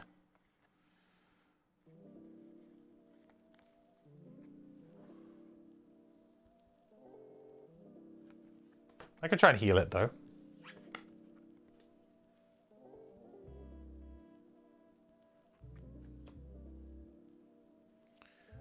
Okay, I'm okay with the guards doing that. Thank you, Mr. Guards. That's fine. Right, Deathwalker. We're just going to use the bottom of Fluid Knight as a move 2. Then we're going to use Ritual Sacrifice to attack for 4. So 4 with the Strengthen. I mean, now would have been a good time to do another big AoE, but I didn't have one teed up really. So 4 with Strengthen. There goes that curse. We're happy with that. So that's 4, -1 shield, 3. Yeah, maybe a bit of a waste of the Strengthen there.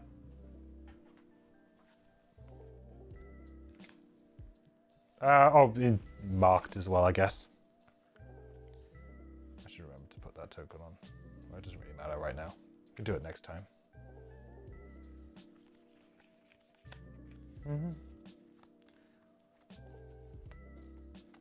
How do I get the sticker for this quest line? Do I remember the number? Yeah, so you need to do Frozen Fjords, which then gets you, which is like number 14, is it? It's Frozen Fjords 13. You need to do Frozen Fjord, which then leads you to Raven's Roost. Complete this. That then unlocks the achievement, which is Radiant Forest, I think, or Into the Forest. Then that unlocks the ability to do Sacred Soil, which is the one that you need to complete on the personal quest, which is to collect 8 lumber. That unlocks the ability to play that mission, because you now have the required stickers that you need. Then once you've completed Sacred Soil, you then get a calendar event for 3 weeks out, which is this mission. So it's a bit of a long-winded one, to be honest. But yeah.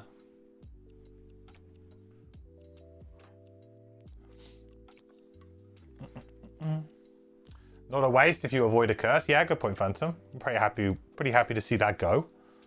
So these guys are like, yeah, okay, whatever. We do nothing.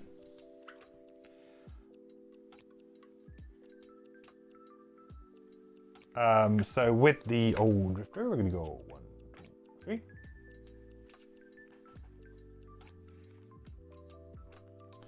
We're going to use consume stamina here, and we're going to target the hound. So that's going to be an attack of 2. Hopefully the, well, draw something here. I don't know what, but 2, 3 damage to Mr. Hound. 1, 2, 3. Which also means that we can now do a heal of X range 4 with the amount of suffer. So we can do 3, 4, 5. So we can do a heal 5 onto the tree.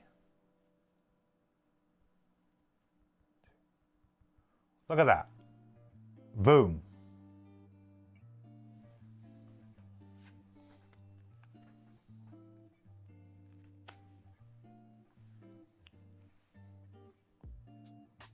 Hey, look, the sun demon thing paid off. See? There was a reason.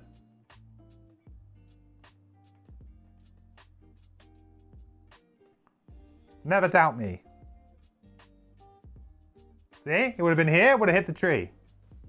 Big brain.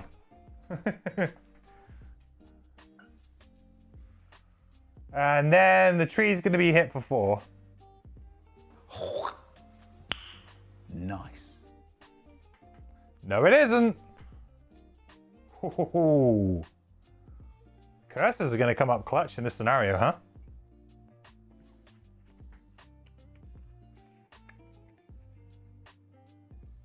I'm not quite sure how you can heal a tree that's being chopped down, but we'll allow it.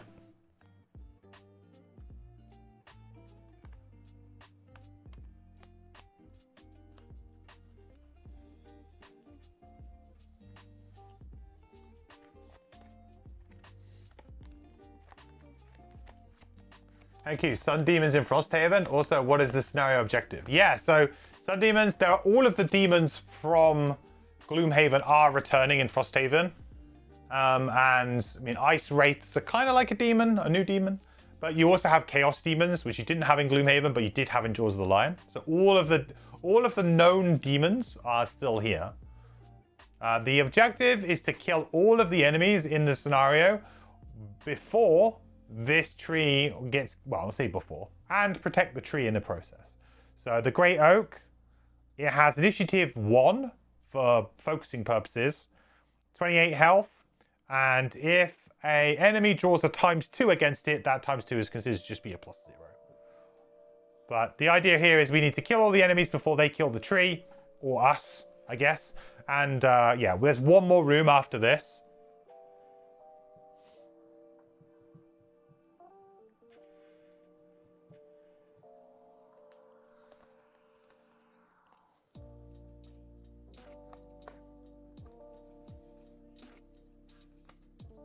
Okay.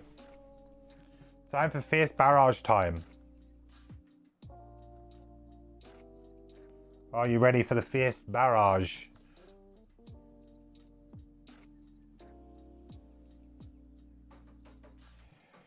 Deathwalker's got a bit of a turn. I guess I can attack for 5. I didn't think about the placement of this. I should have just put it like one step closer. I didn't really think about that. I figured that, oh, it's fine, but actually I really want to be stood on it. I mean, I can attack them for 5, and they've got shield 1, so there's a good chance that I still kill, I suppose. Just feels like I didn't quite get the... I mean, I suppose if I kill him, then I can move that. Actually, I could do a really good turn. What am I talking about? I'm talking rubbish. I actually have a really sweet turn. Okay. So...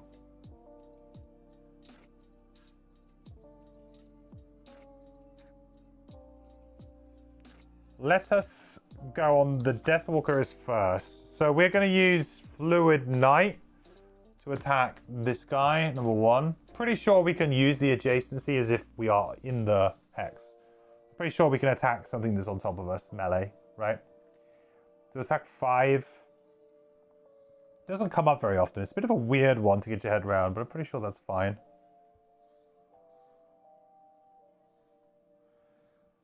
5, 6. Not bad. We'll die, and we've marked him, of course. This goes away, but we mark, so we'll just put that. It's fine. Yes, on a shadow is considered just. Yeah, it's one of those kind of rules that's like a bit odd.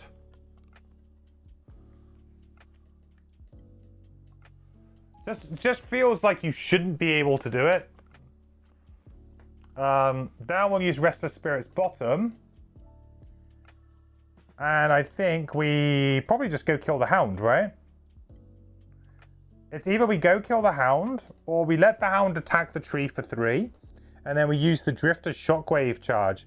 Because if I do 3 damage here, it's probably more beneficial to do it to either the guard or the Sun Demon here. Probably the Sun Demon, really.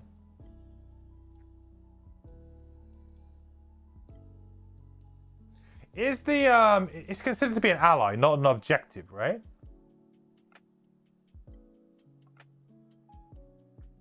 So I guess my question is, can the Sun Demon fly over the oak? Is that a thing?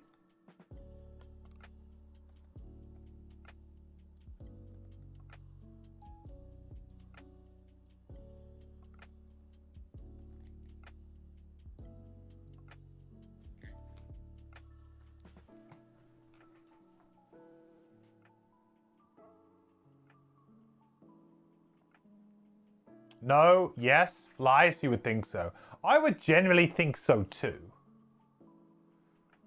It's just, the weird thing is that it's going to, it's not, sorry, the question wasn't, could it go through it? Of course it could go through it. But I meant, like, could it end its turn on it?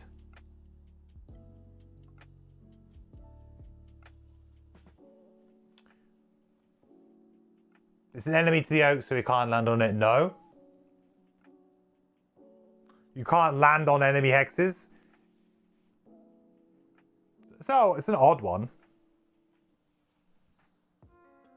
I was just thinking, because it's going to want to, like, basically it's going to want to go here.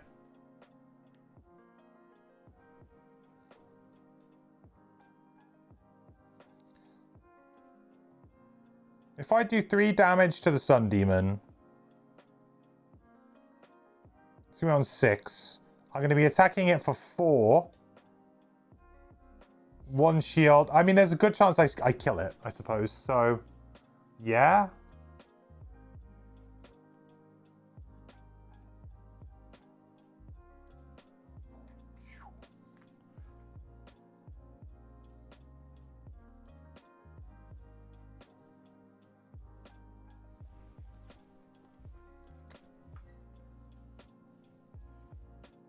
Okay, hound's going to attack the tree.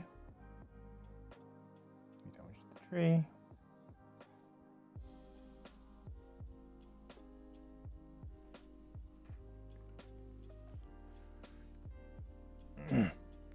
He can attack you two and the tree, right? He wouldn't be. He would go. Whoop. What's he got? Move 3, 1. Oh yeah, sorry. He would go there. Yeah, you're right. Well, technically, I'm going to move here before he gets to move. So, there wouldn't be. I mean, it doesn't matter. He can get there anyway. I was just wondering, like, where his placement would be. You know, I could always just... It's going to be ambiguous if it's here or there. So, so they've been... So now it's my Drifter. So, the Drifter is just doing a base move 2 with the bottom of Bloodletting. Why not? And then we're going to do a Fierce Barrage. So we will attack.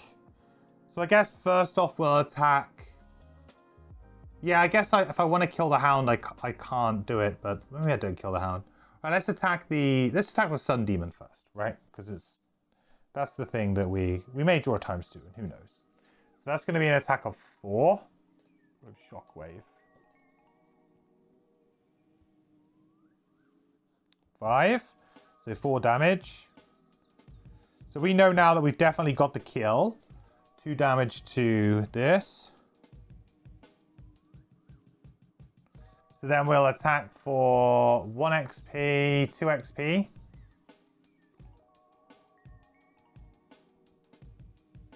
So now we'll be attacking the guard for 4, 4. So with the shield, 3.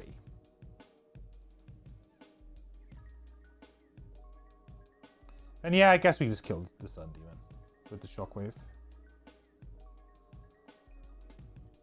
Just interesting, because I guess it would be ambiguous. It could go there or there.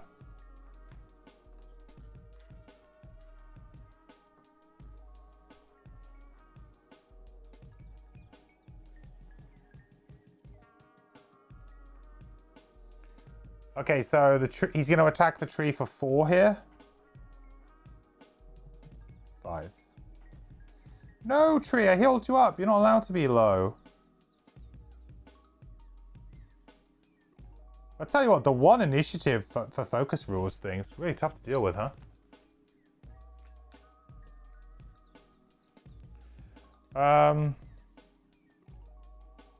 Okay, well, I guess I kind of have to short rest here on both my characters.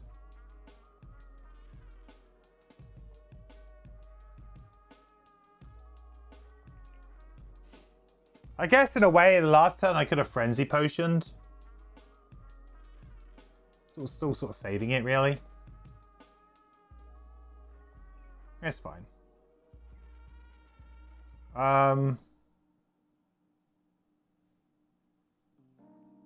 Who's more important to short rest on right now? Probably the Drifter. I got 1 charge of Shockwave left.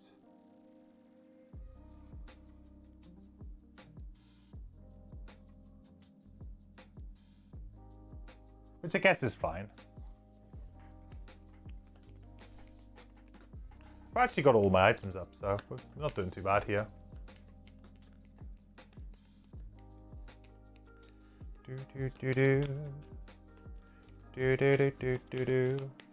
need to make sure that we have a heal for our tree. Probably Deathwalker I feel like I need to long rest more on because of, well, really because she has less cards now. We've already burned 2 cards. And we already had a smaller hand size to begin with, so.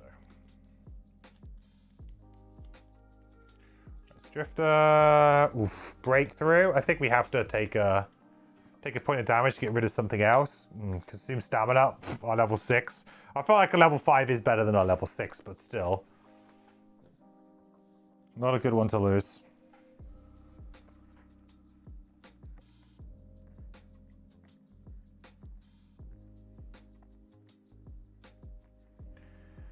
Okay, I think I got a nice turn here. I just need to hope that they don't go before me, really. Got a nice turn. Oh, come on. Kidding me? Oh, he's just gonna muddle? Okay, well that's fine.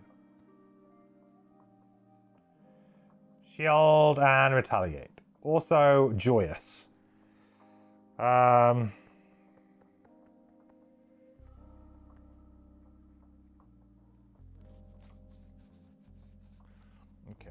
Well, I think we'll go... These are the 2 cards that we've got. I think what we'll do is we'll go Draining Arrows and go 1, 2, 3. We're adjacent to exactly 1 enemy, so we'll get a charge back on Shockwave. Then we'll use Bloodletting, attacking for 3, 4, 5. And Shockwave triggers.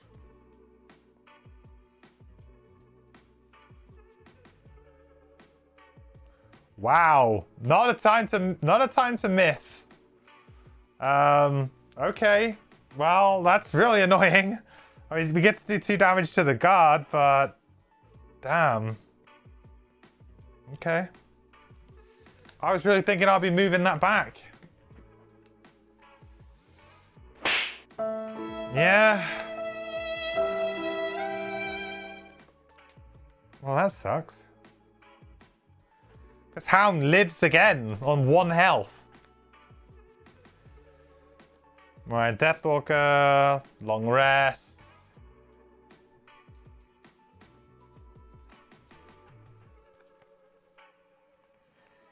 Yes,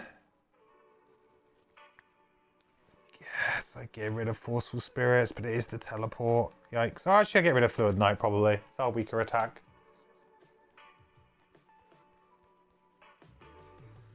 Give myself some flexibility just in case.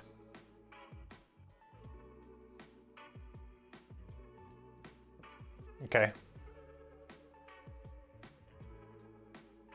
Next round. Deathwalker. We're all good. Drifter, Drifter, Drifter. What do we do now? What do we do now? Look what you've done to me. I was expecting to have just won.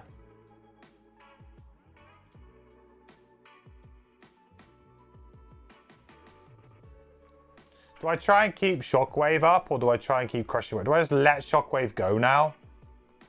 Maybe.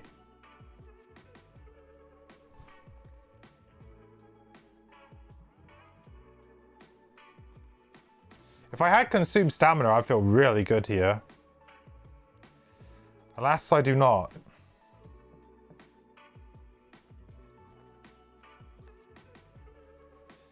I think I have to go in with the old default attack too. Ugh.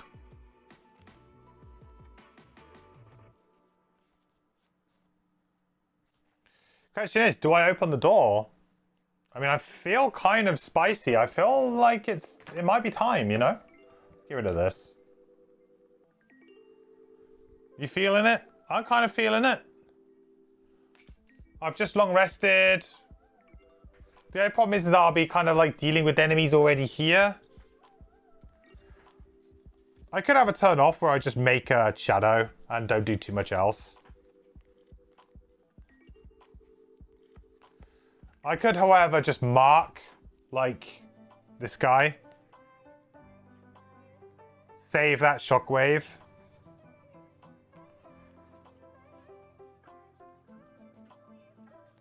Yeah, I mean, I could just get 2 shadows out here, which could be really good.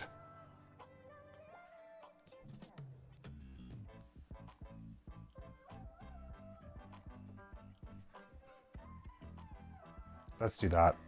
2 shadows. 2 shadows is better.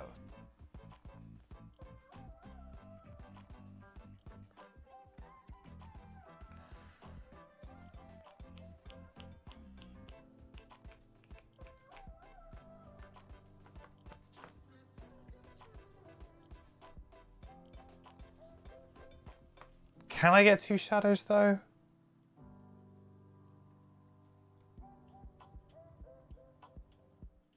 Yeah, I think I can. It involves me not attacking anything with my Drifter though. That's easier said than done.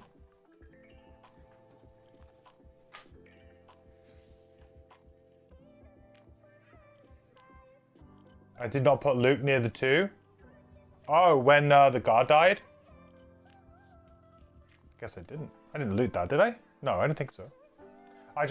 You're right. I removed the, yeah, I removed the shadow. I did put the loot down.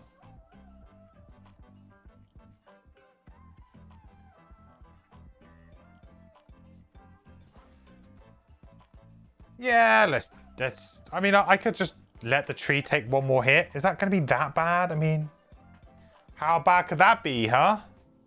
For me to be able to get a little bit more juice out of my characters? It's fine, right? Yeah, boy. A little bit spicy.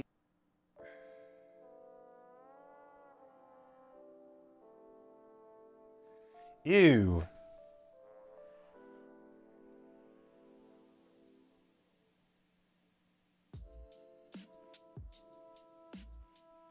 Maybe not now. Maybe not now.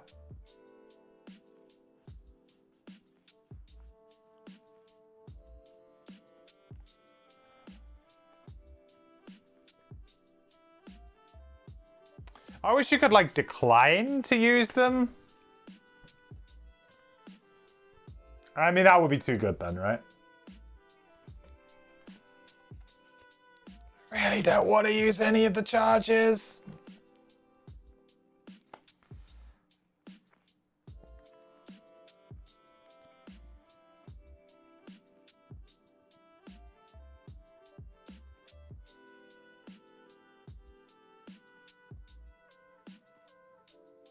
Okay. Well, I'm going to use this to move to there. Adjacent to at least 2 enemies, I can move a token back. Move a token back on Shockwave. Then we will...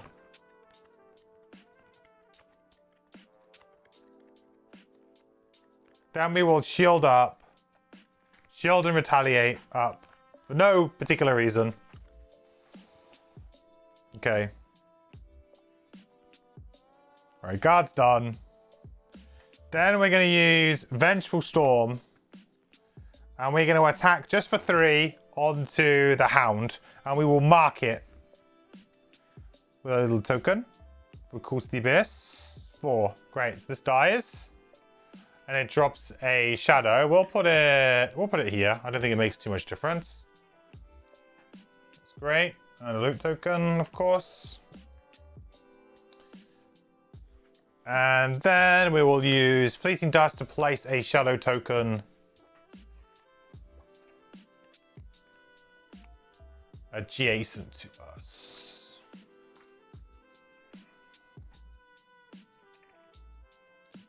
That's fine. So now we got some options with our shadows a little bit. We've got one on either side of the tree. A little bit of options.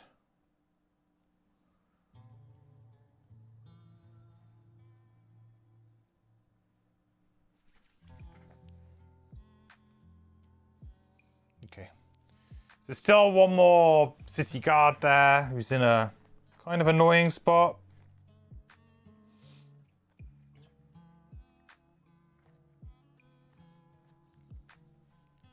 Do we open the door here? I think we maybe do. I'm nearly on a long rest again.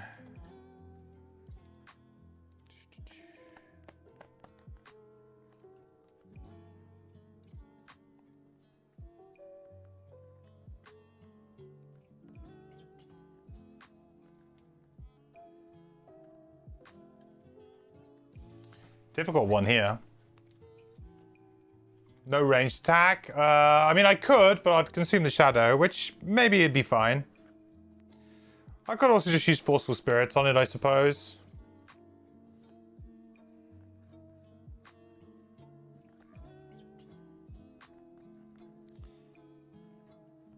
Just feels like a little bit of a waste on a guy on 2 health. Maybe not so much.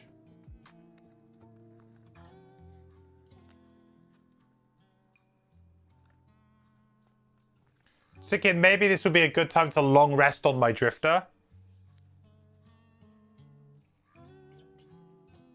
I've got 1 more turn. Maybe 2 if I use my stamina potion. I've got 3 cards, so I could maybe go for 2. But I'm going to be in a position where I'll have... You know, I'll need health.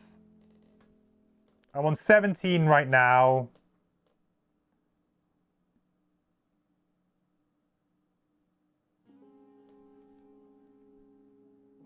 A long rest wouldn't be terrible here. Deathwalker can just kill this guy, mark to replace the shadow, and it's not that bad. Then potentially I could just jump over to be on the same side. Do I want to be on the same side though? Probably not.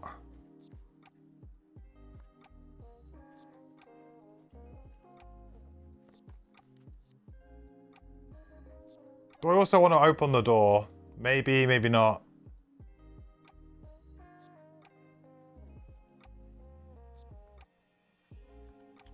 Decisions, chat. Decisions. All right.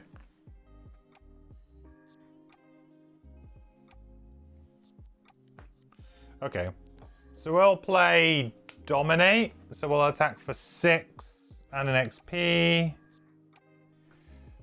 from this point here, consuming this shadow. 6. Okay, and then we'll basically replace the shadow with the marking with Call to the Abyss. Then we'll just move here, loot, and make dark, which gives us a nice, we've got dark up for the next round. That gives us potentially a nice Forceful Spirits if we want one.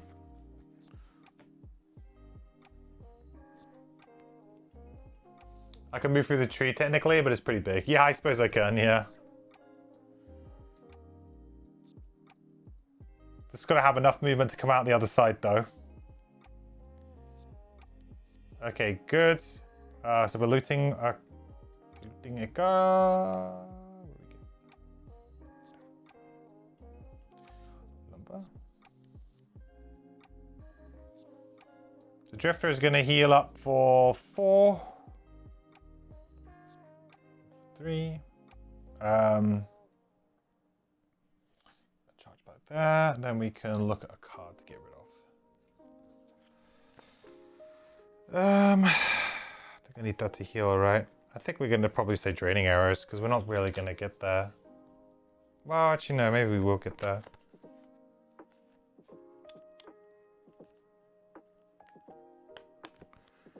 Oh, no, maybe not. I think we're probably going to shoot our load pretty soon.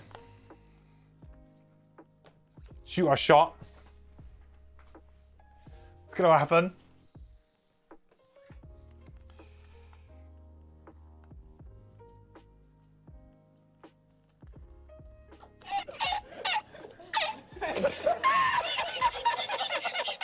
Don't think I get it into Deathwalker. There's a bug where if you click on the side, it doesn't assign it. Oh, you're right. There's no loop there.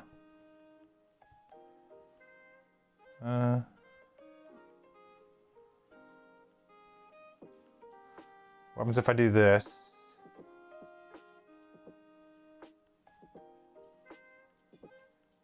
I'll destroy it on the next round, right?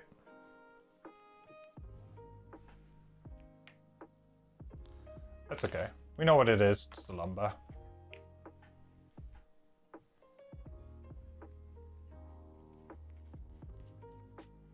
Yeah, it should also be a loot token. But there isn't actually a loot token button here at all. So have I not given her any loot? Because she has looted stuff, right? She looted an axe nut. Right? So she hasn't actually looted anything, apparently. But she also looted the axe nut. Because if you click on here...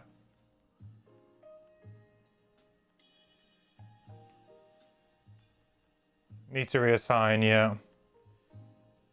Well, I can kind of change that myself here. I mean, as long as I don't fail, it's fine. I could just go like this, can't I? Really?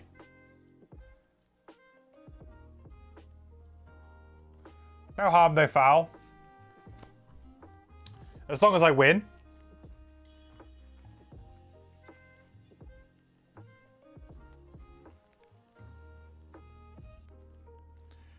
Right, let's go in swinging.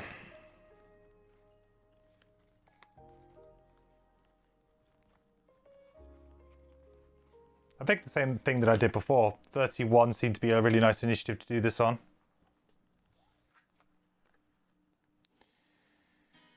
And then potentially, I think 64 here.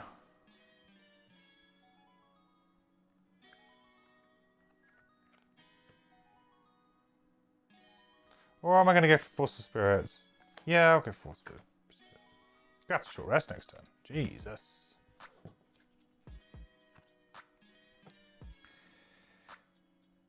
Okay. Drift time. Is this guy not dead? Did we not kill him? Go away. Excuse me?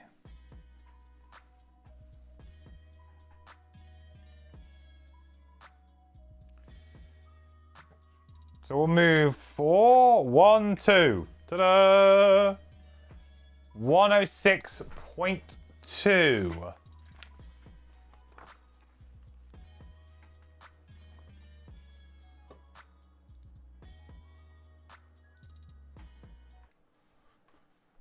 Striving to defend the oak from the villains, you round it and find more soldiers on the north face of the trunk, including their leader, clad in radiant gold armor. I am the flaming sword of justice! He bellows, brandishing a huge sword that is indeed on fire. His eyes are filled with wild fervor. His heresy will not stand! There is but one oak, that which bathed man in its glory when we emerged from the darkness! To claim otherwise is... This man has clearly worked himself into some sort of religious fervor that can't be reasoned with. Heresy? Has Isaac been reading like Warhammer 40k books or something? Excuse me? Who is this guy?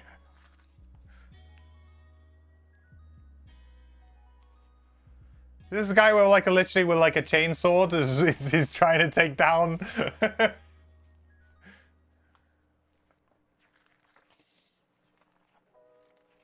Heresy intensifies, yeah. Beric Dondarrion. Oh, he's the Game of Thrones guy, right? Yeah, that sounds kind of like him too.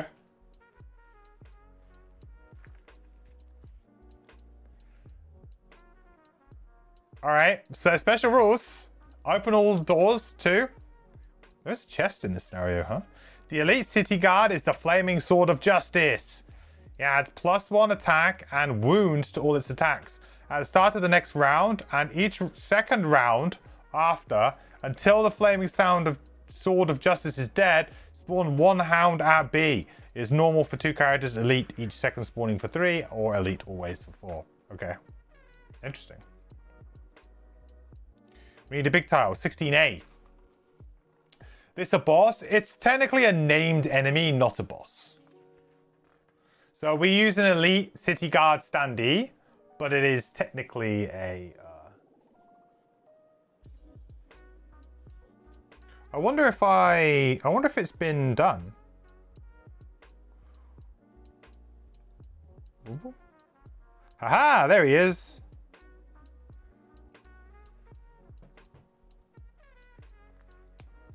The Flaming Sword of Justice. Okay, so we need 16A. Is the tile? Right.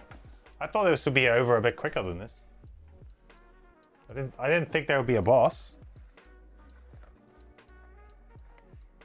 Or a mini boss, whatever you want to call it.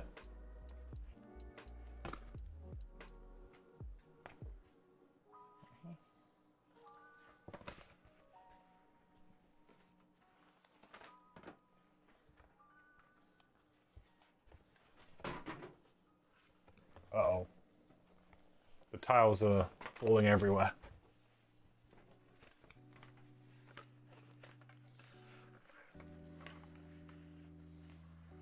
Ooh.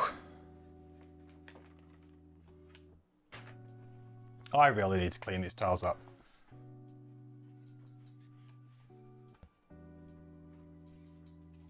You miss Warhammer Online? I played a bit of Darktide for a while, but that game got old really fast for me. Which is funny because like I felt like I had a very intense obsession with the game for a while, and then it went like real cold for me very fast. I think they just didn't really... It felt like they didn't really have a plan for that game. They kind of just released it way too early, and unfortunately everybody kind of was like, yeah, we're bored with it now. So just left.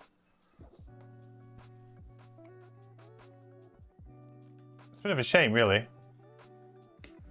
Like, there was technical issues, there wasn't a lot of content to play, wasn't that many missions.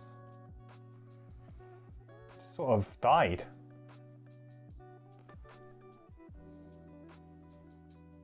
I'm sure some people still play it. It's a bit of an awkward sized tile, this one, huh? It's a Bit large. Bit on the larger side.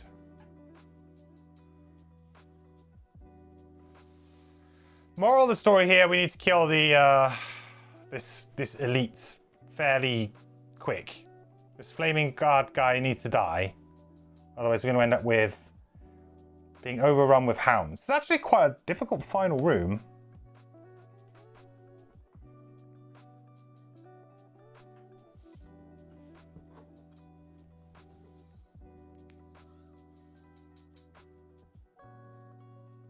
Love Warhammer 4K, you never entered the tabletop, but you love the lore. Yeah, kind of similar for me. I don't think I would ever really... I don't have much interest, at least engaging with like the main miniatures game. I think I did dabble with the idea of playing, was it like Spire Crest or something? I can't remember. Like they had the little, like the 1v1 little skirmish game with the cards. I can't remember what that was called. Something Spire something? I swear it was called Spire something. That looked pretty interesting, and I think people said it was quite a good game system. But again, I think they did a digital app of that, and I don't think that was particularly great. Blood Bowl is, again, another game that I've dabbled in the past and enjoyed my small interactions with it, but I've never really gone full crazy with it.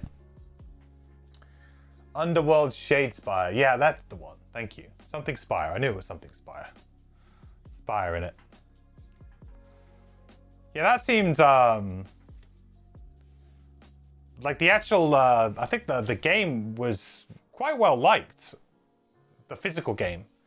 And then they came up with a digital version and it was terrible. From what I remember reading. Is it just was like really badly monetized or something? Does it having to pay for every single thing? You had to pay for like every single faction or something separately, and yeah.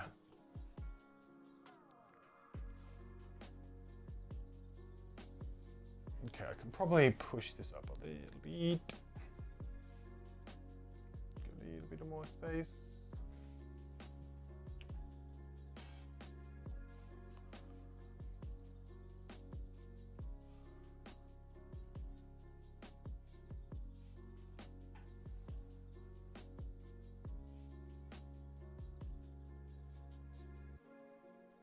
You see that up there? Yeah. I'm just gonna have nowhere to put the Deathwalker stuff. Poor Deathwalker. I guess I can kind of fit some more like this.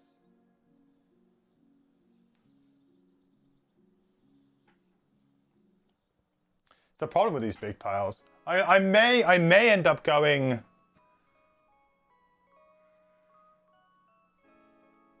I may end up going off this tile onto there, but maybe not. Might not fully go over there. Okay.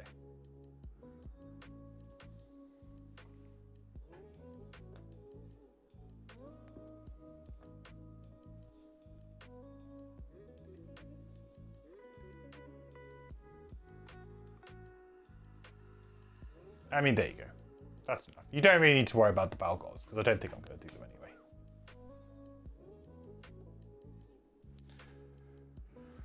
So the weird part is that the tree is also like, so this is the tree. The tree is like giant and takes up all of this space. Giant tree.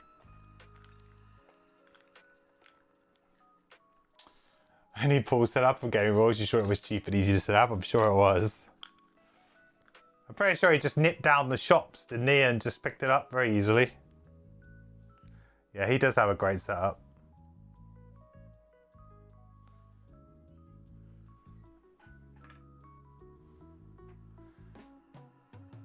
I would love a gaming table.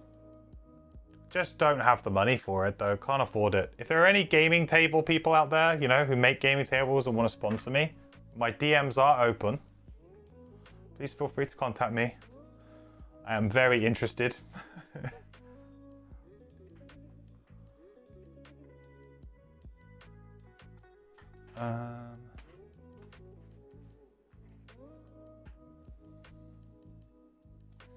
This back corner.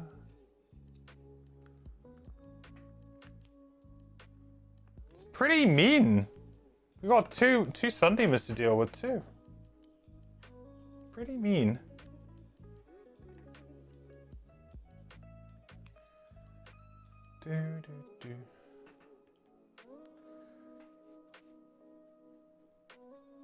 Elite Guard as well? Oh, of course, that's the boss. The Elite Guard's the boss. Yeah, of course. It's just Elite Guard. It's not actually too bad. Like, if we can combo something good off here. So he's not there. He's there. And B is just next to him at the back there. Summon the hounds. Okay.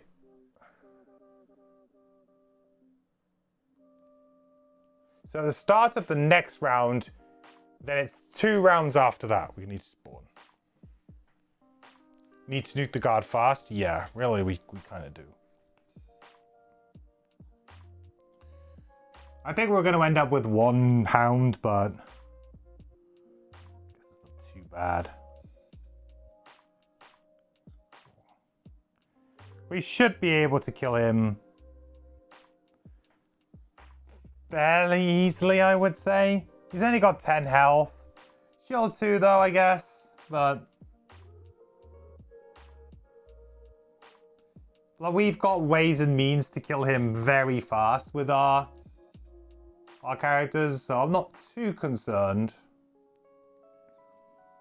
Okay, so we have 2 movement left, right?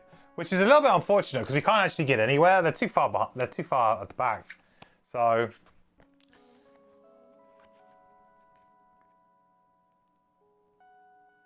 I guess we just move towards the tree and just hold the line. What's he doing? He's moving 2. I'm thinking maybe I stamina potion and we get back breakthrough and we just absolutely clatter him next turn for 6 and wound him potentially.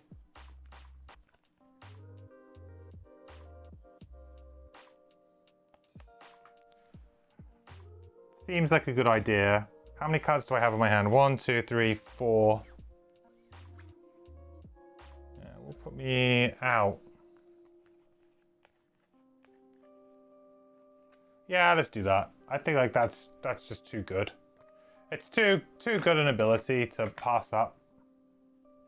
So we'll get breakthrough back with an aim to go and actually, do I even have a move 3? Oh, hang on. Whoa, what's going on? Can I even move towards him? I don't think I can. I might have to let him come to me. Well, I've done it now. I think it's... Maybe we don't do it next turn. Maybe we wait a turn. Okay, these guys are gonna do nothing, which is kind of good for us. Move 2. Oh, of course, he can go there. Sorry. I was thinking he was gonna be here for some strange reason. Well, I guess he's gonna focus the tree.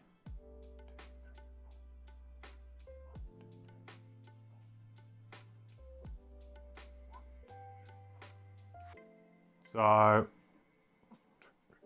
gonna say he focuses that.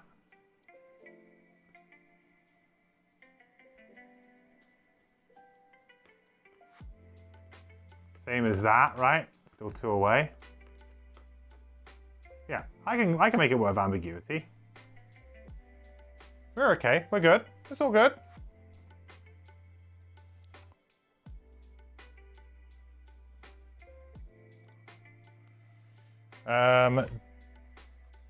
Deathwalk time. Yeah, a little bit awkward because I can't really get anything here. Oh, you're right. I can't get breakthrough back. It's not a level 1 card. That's definitely not how Stamina Potion works anymore. Good call. I completely forgot. I can get back Fortitude instead. Good call. Yeah, I've been not really using Stamina Potion, but I don't think I've done that with anything. I may have made that mistake before. I don't know. It's a bit of an odd thing to get through your head when you've been used to playing a card one way for so long. Good catch though, Vanderlei. Curious what the treasure is. The room got away from you quickly. Beat it just barely. No time to get the chest. I don't know if I will either. I mean, I might be able to like alpha strike this guy, and we'll see how we do. Okay.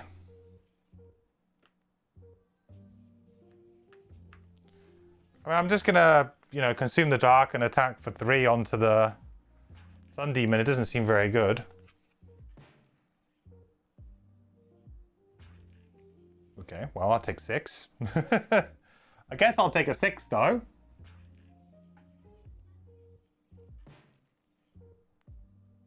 So 5 with a shield. And that XP.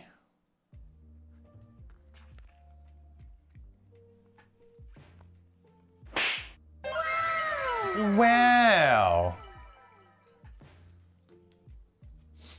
Hard to break habits. It really is when you've been playing with certain cards for a long time. It really is. I almost kind of wish that they changed the artwork and just kind of called it something new, you know? I know that's difficult when, you know, the card name is very on the nose. But I almost wish that they had maybe just changed it a little bit, because there is potential there for returning players to make a few mistakes with some of the items because they've just changed them slightly. Nerfed them or whatever.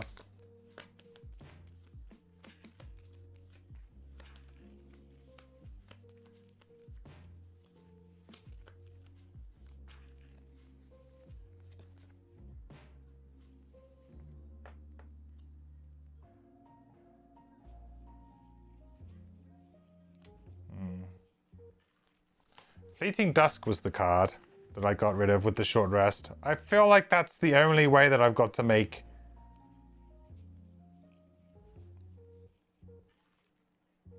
Well, no, it's not. It's not the only way for me to make shadows. And to be honest, do I even care? Yeah, go away.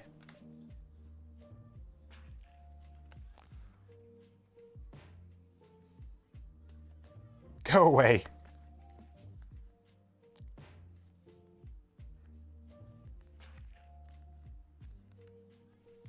Right, let's go and get this guy. All right, so beginning of this round then, Hound spawns.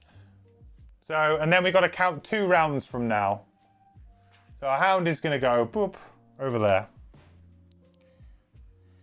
Mr. Hound. Now, I only want there to be 1 Hound. We need to kill this guy in 2 rounds. That's the play.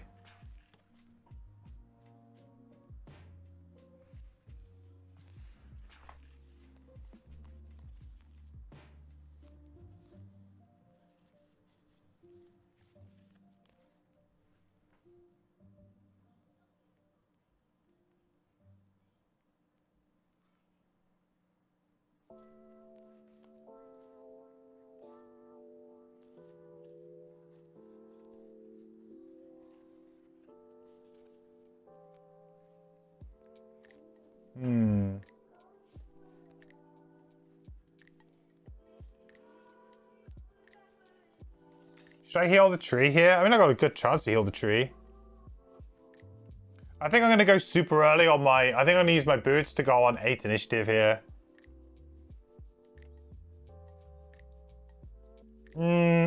Yeah.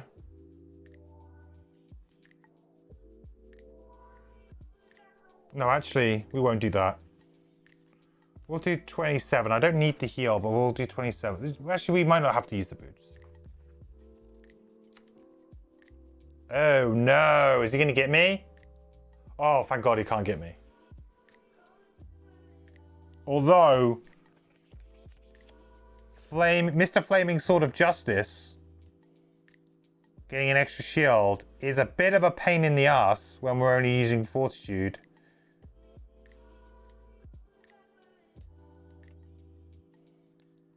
I guess it's fine. We just let it happen. Yeah, we just let it happen.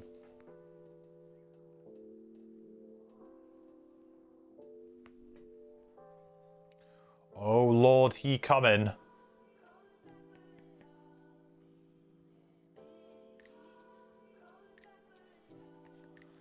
Yeah.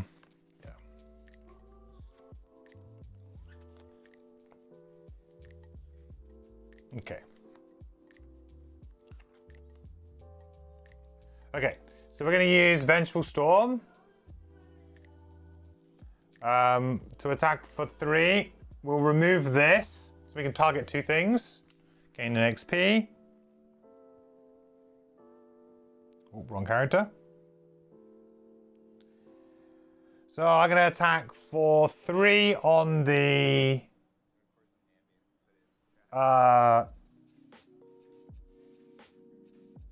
Sun Demon.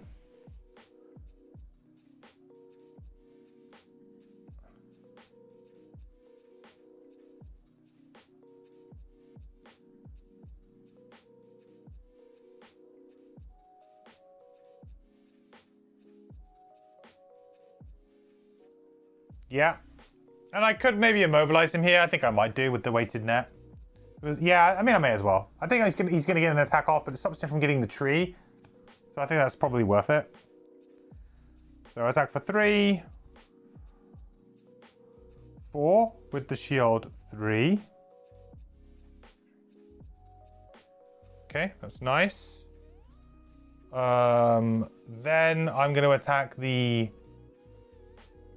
I probably should just attack the Hound here because it's an attack of 3.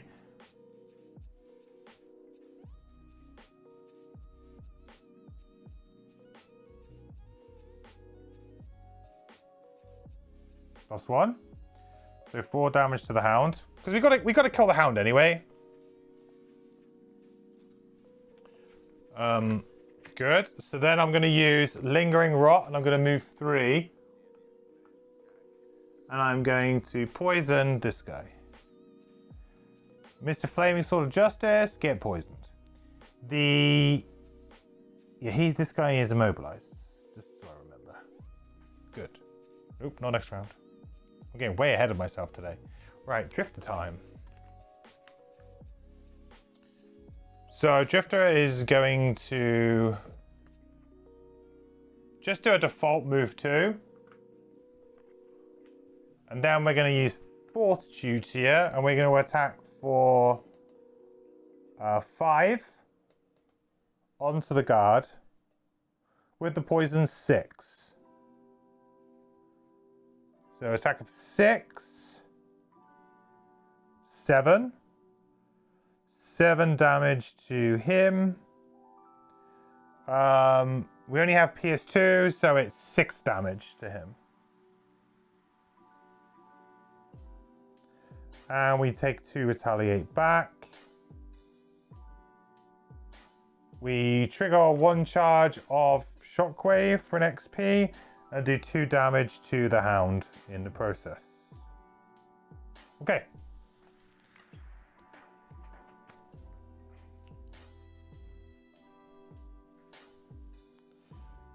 Okay, good.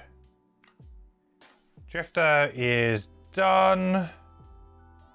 So next it's going to be the Sun Demons. So this guy's going to go first. He's going to want to try and get everybody, which he can do by just moving here. So he's attacking for 3 on everybody. So I guess we'll do tree first. No damage to the tree. Then onto the Drifter. -2, so 1 damage to the Drifter. Oh, sorry, with disadvantage on the Drifter. Then disadvantage on the Deathwalker. Okay. So 1 damage to the Drifter and 2 damage to the Deathwalker. No sun.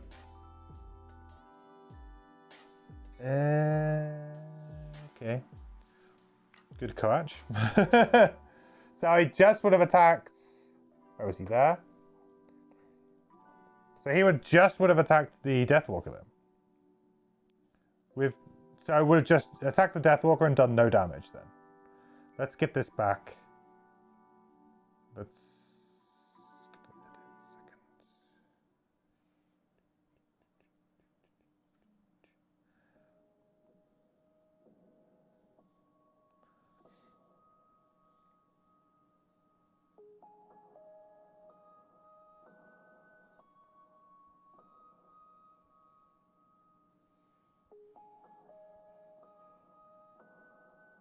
So basically, just attack the drifter with disadvantage and drew the curse. Right. Okay. Something like that. And that's about right. I may have messed that up a little bit, but that's about right. Then same thing with the other one. I actually probably didn't need to use the... That was probably stupid of me then to use the net that time. Because I thought that they had some there. I thought they were attacking everything. So another disadvantaged attack on the Deathwalker. So that means 2. 1, 2. Okay. It's alright. It all gets shuffled now anyway. Are we looking good here? I think so. I think so. Right, so next round, we don't spawn because it's every 2 rounds. So if we don't kill something this round, if we don't kill the guy this round, then there will be a hound the next round. But I think that we can quite comfortably do that. I think we're good. Yeah, I definitely think we're good here. He's poisoned. He's on 4 health. I've got a couple of shots at this as well.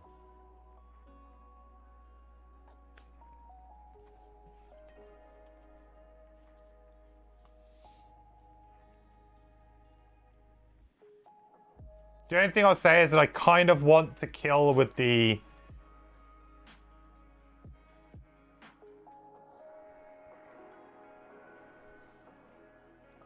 Yeah, I can go for the double kill here. Yeah, we should comfortably have this now. This turn, we should absolutely... We could just not win it, but we could basically get ourselves so far ahead in this next little bit that I think it will be very easy for us. How much health does the other guy have? 5. Yeah, we could just nearly pretty much win here.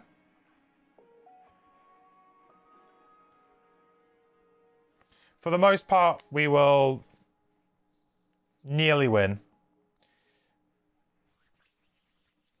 Okay, we'll use the Deathwalker's boots to go on 10.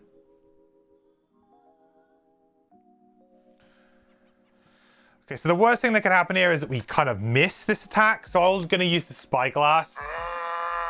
What?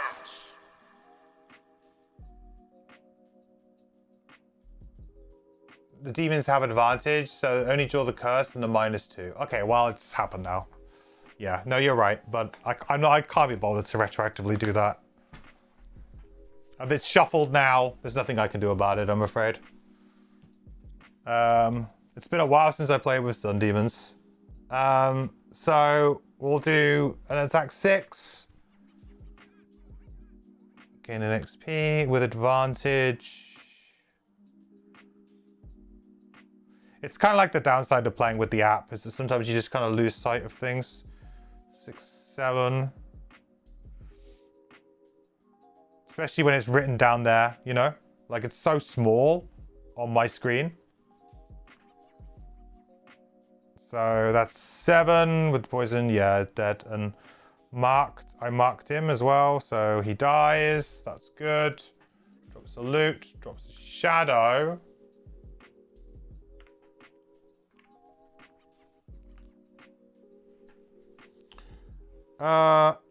No, hang on, I can't do that. I'm fucking lost the plot. Oh, I can't attack him for 6, didn't have the fucking shadow. I'm tired today, guys, sorry. Right, back you go. That did not happen. Because you need to have the shadow there to begin with. You idiot. Right, what's he on? 4 health.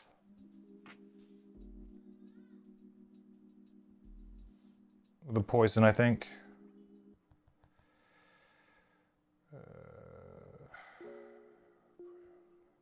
That wasn't it? Yeah. Okay. Right. That's not how that card works. So, how would I change that?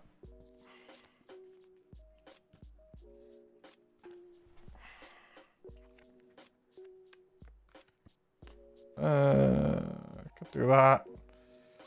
I'd have to draw the +1. Did I put the card back? I don't know if I did or not. I don't think I did. Do the +1, right?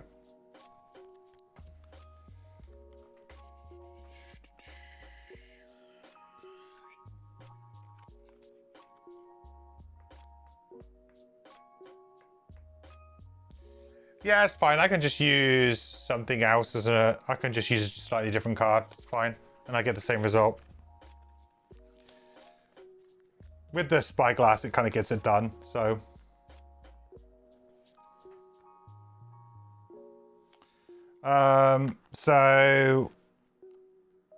yeah, so instead of doing the attack 6, I did an attack 3 with the poison 4. So he still dies. That still happens, but the cards that we used were slightly different. Okay. Then yeah, I used the bottom of Restless Spirits to just use the shadow to kill the hound. That gives me another XP. I've really bent some of these Deathwalker cards, huh? I'm starting to get a good curl on some of these. Good. So they're both dead now. That's nice and easy.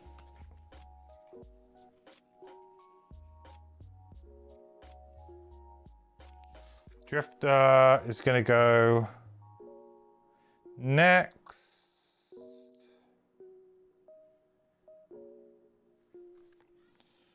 And I'm literally just default move 2 and the 14 initiative with a prudent preparation. And then I'm going to use Bloodletting to attack for 3 with Crushing Weight 4/5, so this falls off. +1, 6, so that kills him.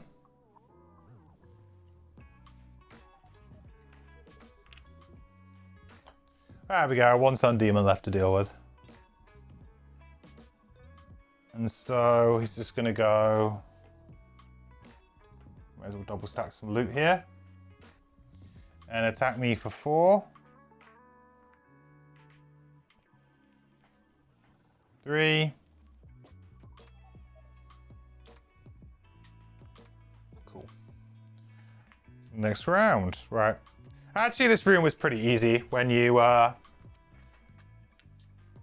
can just kind of get onto him. I should be able to get the chest, I think. And hopefully I can get a little bit more loot too.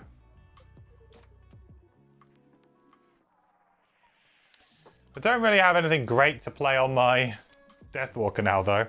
So maybe my Deathwalker should be the one to go get the chest or something. Didn't really got much to do. And then we'll short rest maybe on the Drifter. And the Drifter can kind of do the rest. 13 health. Can heal. Don't have Crushing Weight. Could be a problem. Maybe I get the loot deck chest. Ah, yeah, that might be fine. Demons have advantage. Oh yeah, they do have advantage, right? Literally, we just discussed that.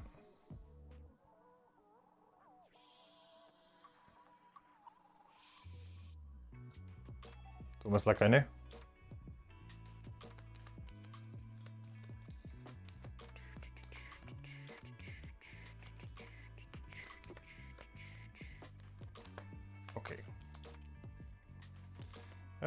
Fierce Power Arch, that's a good one to get rid of. That was nice and handy. Okay, so what do we do? Do we just go for the kill? I mean, I guess so. Why not, hey? Could probably... What was my health like? Oh, not too bad. How far away is he? 2? 2, that's the number I like to hear. So we'll go 14. Deathwalker, we're just going to run towards the chest.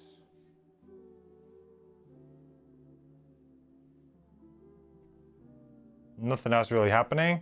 Oh, he's going to heal. That kind of sucks. I don't think there's any way that I can really stop him from doing that either. Boo. So always move 2. Default move 2. We'll use Breakthrough, so we'll attack for 4. Really annoying because I was going to put the wound on him, and now it just feels like it's not really worth it. Maybe I'll wait and do that next time. I guess it's still 1 more point of damage, isn't it, huh? It's still technically 1 point of damage even if he heals off of it. So we'll just get rid of the shockwave now. So attack for 4. 4.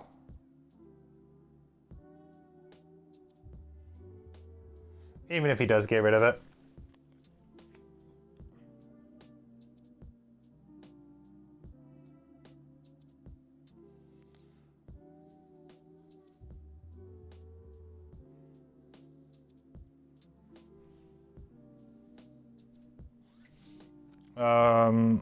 So Deathwalker is just going so close. With our bottom of Dominate, move 4 and we make Dark.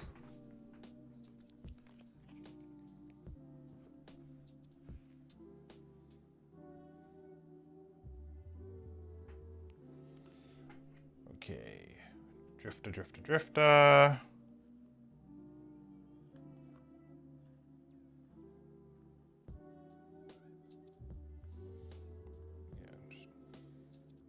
Reapply the wound, maybe.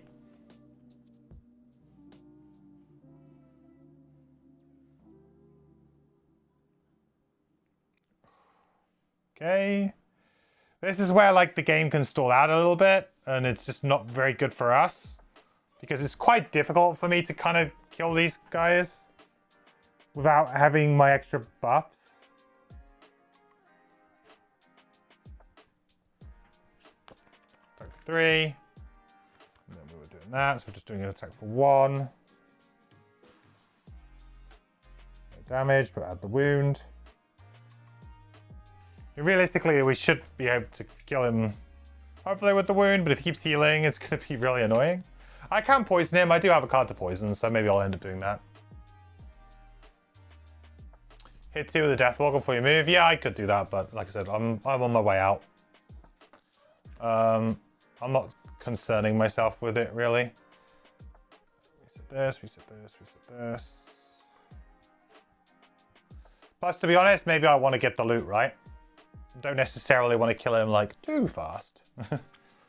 If we can get ourselves a bunch of loot to just give to the main hub, if you like, Frosthaven, communal resources, might be okay.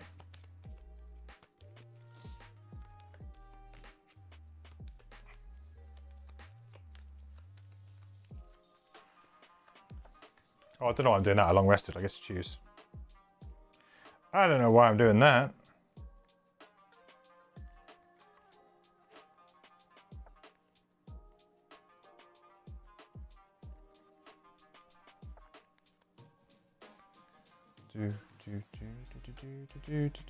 Confirm.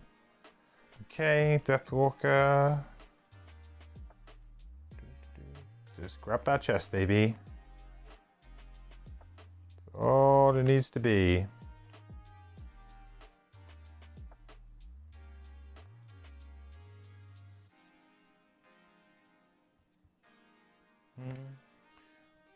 Let's get that. Need to get a little bit more loot. Short rest. If I'm good with cards, I better. Yeah, I'm okay. I'm a little bit low.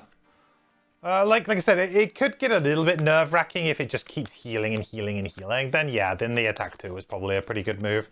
There is a very unfortunate sequence here in where I could end up getting a little bit screwed because I don't have enough damage. I have no shadows on the board. I have no way of putting a shadow on the board without killing it first.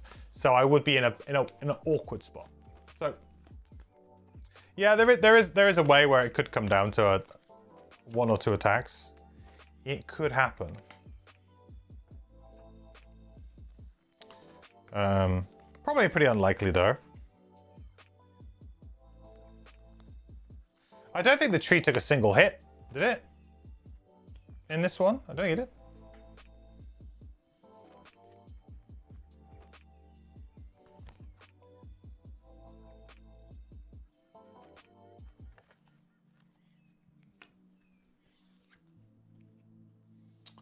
God, what was I doing? These two. Completely forgot what I was doing. Okay, so we're going on to... Well, we can just attack for 3 first. So we'll attack for 3 first. Why not? 3... 4 and a curse. So 3 because of the shield. And a curse. Then move to make dark. Boom. Get the chest. Alright, what is in the chest? What's in the mystery chest? Number 82. Let's find the rule book. 82.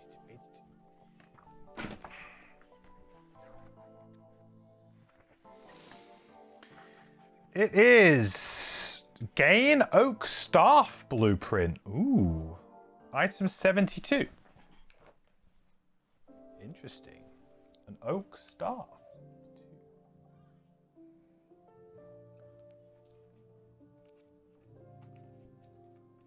Is it like a unique? There's 2 of them.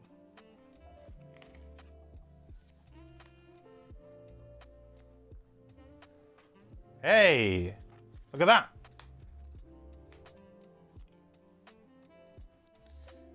During your turn, consume light to perform Bless, range 3, tap.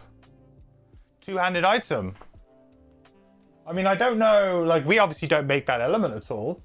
But if you are a support character or there was just abundance of that element going around, that's a pretty good item to have. If you could get 3, let's say you could get maybe 3 blesses over the course of a scenario, I feel like that's pretty good. Especially if you haven't really got much else to do, like if you're, I don't know, like a summoning character or something. Very good for the Treant Paladin class. We'll see him. That's kind of cool. What's item 91 though? Do we have that yet? I presume we do. What was item 91? Oh, is that the one for the summon?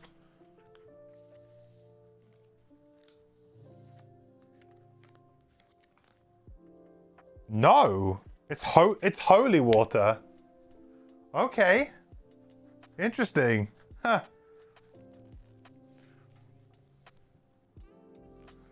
So in theory, we're gonna have to have corpse cap, flame fruit, and that. That's quite a lot of stuff to have.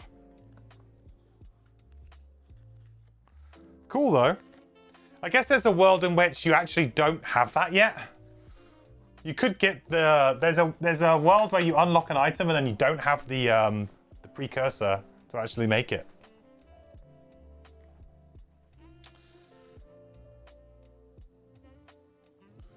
So Drifter is going to I guess we'll use breakthrough here to attack for 4.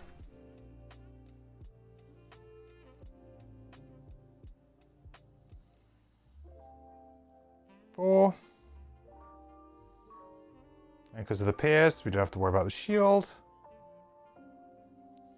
Then we will just move to...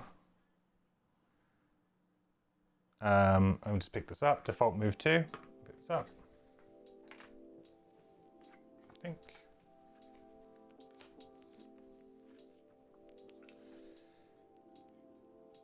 So, one more loot card for us.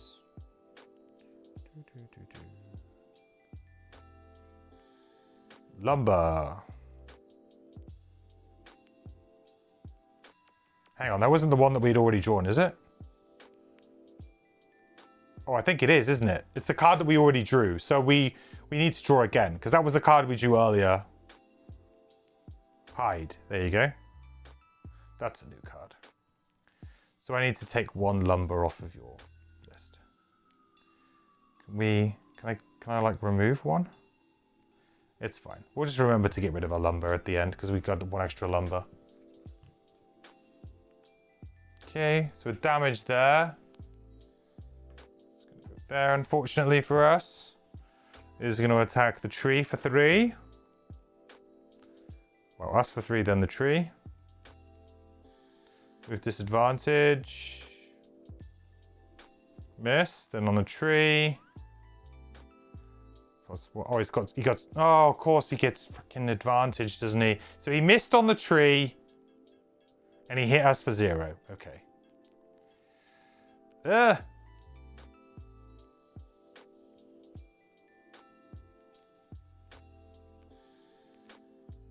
Let's go to shuffle now anyway.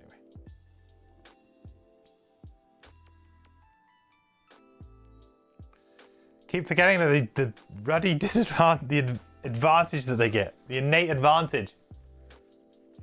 Can I teleport to the loot? No. Oh, there's a token down there. No, not anymore. I can't. Unfortunately, I got rid of the teleport a while ago. Unfortunately. I completely forgot that I had one of these down there. Completely forgot. It's kind of like the problem with having so many tokens on the board. There's one thing that, like, I'm a bit uncertain with Frosthaven is, like, the amount of, like, tokens and things on the board is a lot more because a lot of the characters kind of use their own tokens or things as well. But yeah, I should have kept the... I mean, I probably would have if I remembered that that was there, but I didn't, unfortunately. The scenario can come down to room 2 early. Tree hasn't been attacked once this room. Yeah. Does feel like the last room was kind of fairly easy for us in the end once we kind of figured it out. We're like, yeah, okay, we know what our route to victory is, sort of thing.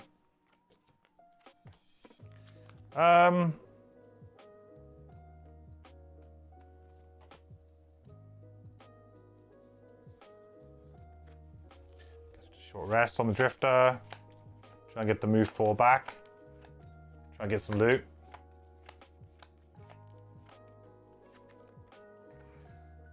Good. So I only got 3 cards left on my drifter. Not ideal, really.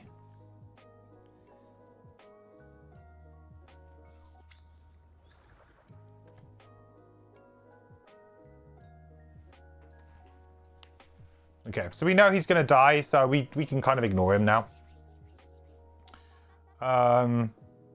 Deathwalker. We are going to move 4. Grab this piece of tasty loot.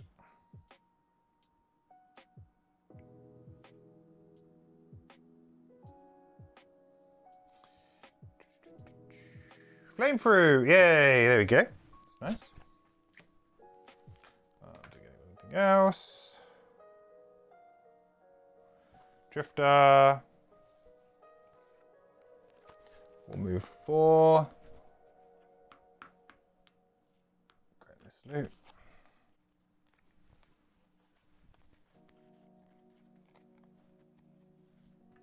He created light last round? Yeah, it doesn't matter, does it though? I mean, it's waning now, I guess. It's gonna let me to wane it? Or is it gonna be a... Yeah, whatever. It doesn't matter. Hard to believe I still haven't looted a random item, I know. Here we go, here's the one, right? Damn it! Look at us getting rubbish stuff. Don't want it. So he's gonna just attack for 2 on the tree. 2.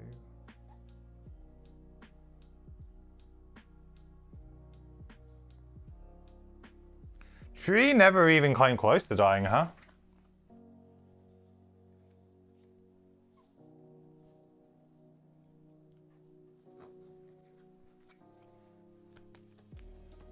Not quite sure how I've got no card. I mean, I know how I've got no cards on my drift drive. Burnt a lot in the last couple of rounds.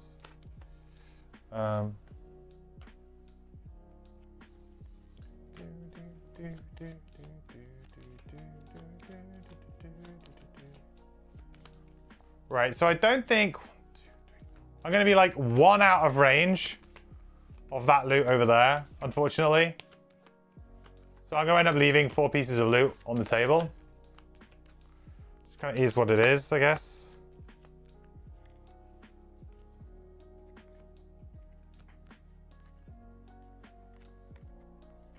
go as late as possible here. I guess I could short rest. Go 34 here, but it really does not matter.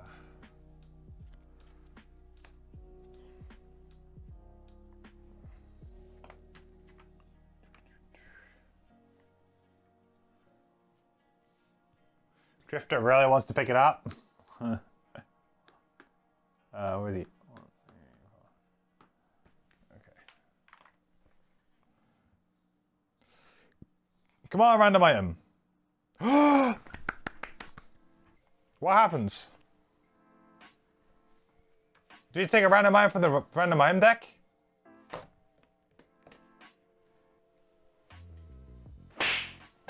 Wow.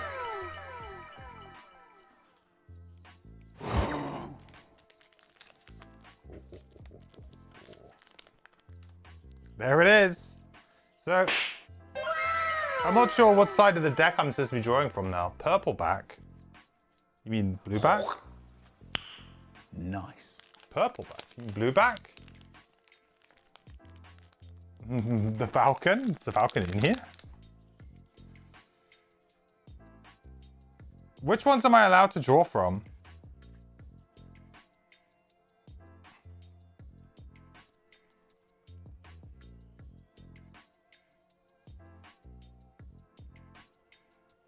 Blue is designs, purple is random items. Bro, what?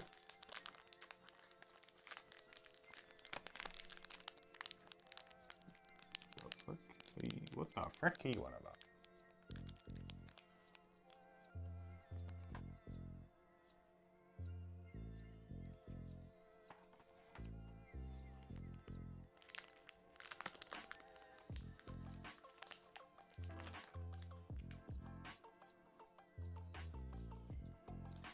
I don't know what you mean.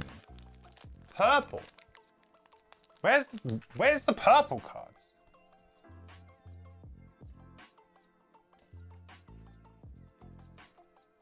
Oh. Aha. You're right. It's the right symbol on it. Am I supposed to just, I'm supposed to just shuffle this, right? Okay. Secret cards. I didn't even see them.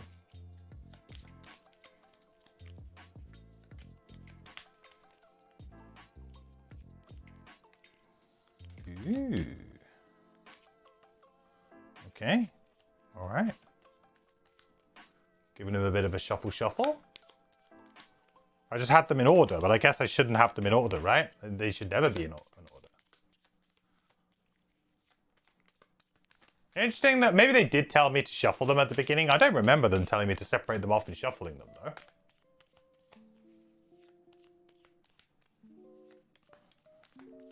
Okay. All right. Shuffle. Don't really want to look at these items too much. I don't want to accidentally, like... It will just get retired, right? It will. But you never know. I might add something cool to the shop or something. Or I don't know where it's going to come from. Do they go to the shop? Do they... If it's a gold item, it'll go to the shop. If not, it'll go into the craftable supply.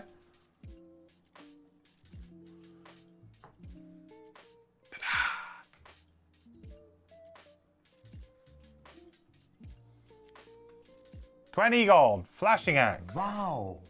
During your multi-target melee attack ability, add +1 target. That's pretty good.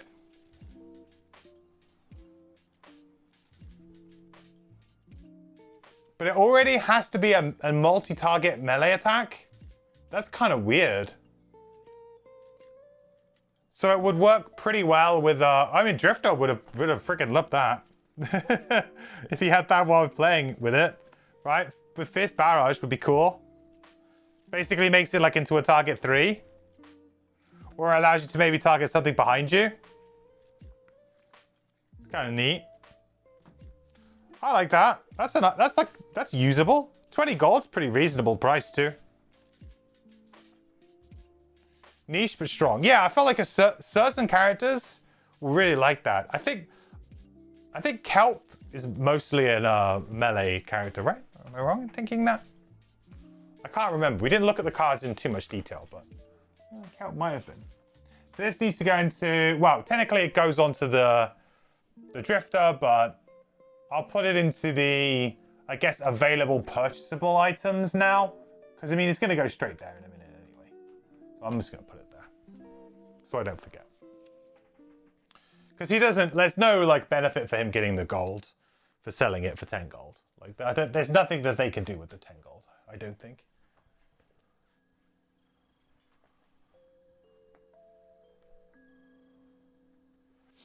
Would that work for a card that's like attack 2, or must be like it must already be a multi-target.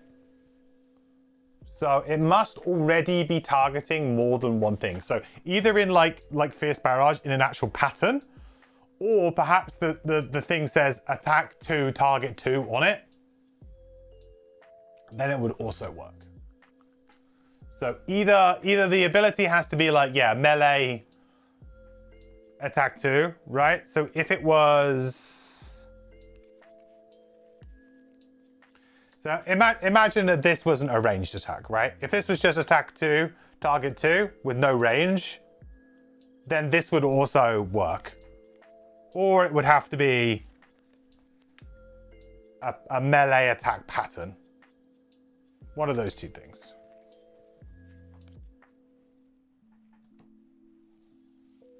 Very good for the Geminate too. It'd be interesting, like, Geminate wielding an axe though seems kind of weird.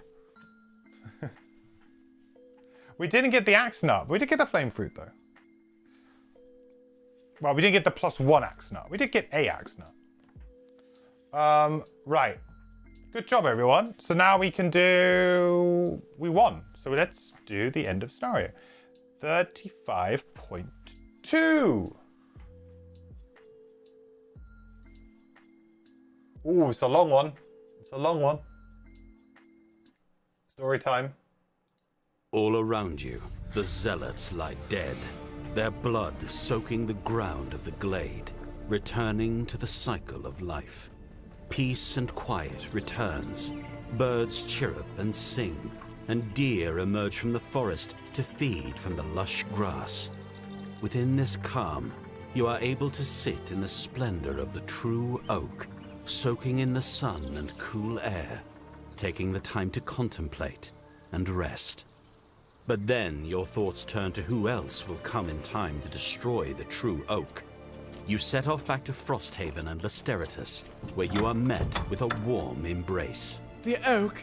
Is it safe? You nod, and the botanist lets out a long sigh. Oh, I'm so glad it stands, and proud to say we have found it.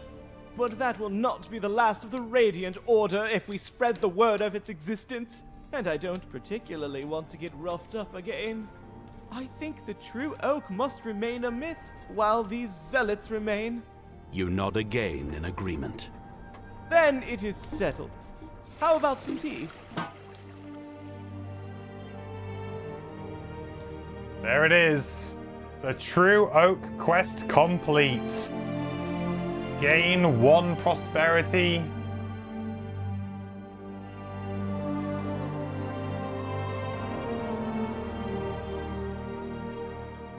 +2 scenarios before retire. It's over, everyone. It's over. I actually think that the storyline was fine. The storyline was fine. It was fine.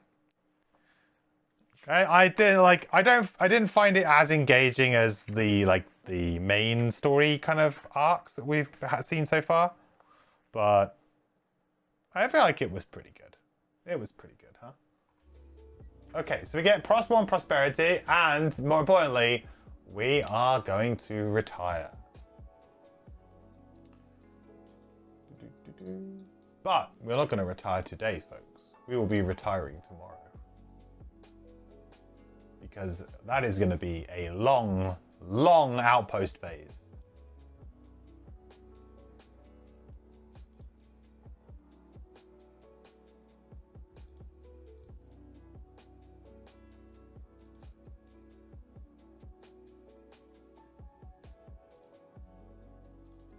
Okay, so I've given myself the prosperity. We need to just hit success, I guess, on this. Ooh. Ooh, that's a new screen. Like that. Hey, that's much... I like this a lot. Before it was kind of like a weird formatting, but this is good. I think I need to like chop one wood off of the drifter or something, don't I? Drifter needs to lose one wood.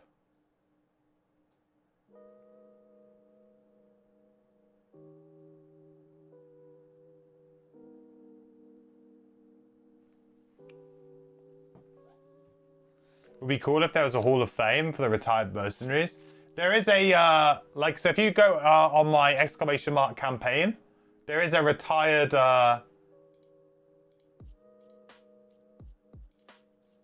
little sheet that'll be put down. That works, that actually works out the heritage, or the, like, the heritage system. Or is the legacy system? Legacies. See who unlocked, who retired what. Cool. Well, that was good. I'm like, that scenario was pretty good in the end. I quite liked it. I did think it was a little bit too easy. I think one thing that I've found definitely with Frosthaven so far is the difficulty seems to be a little bit inconsistent at times. It's like you come across some really hard scenarios and you don't want to be playing on like increased difficulty, and then you come against others and just like I felt like I probably could have played that on +1 and it would have been.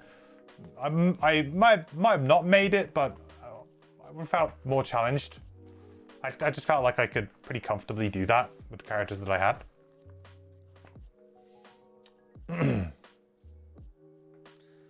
Was that what the side cam was the whole time for that? I guess that was fine. We were kind of right on the action there. That was basically where all the action was the entire time. You think that's natural with so many guest designers? Yeah, Divergent, yeah. That's a good point.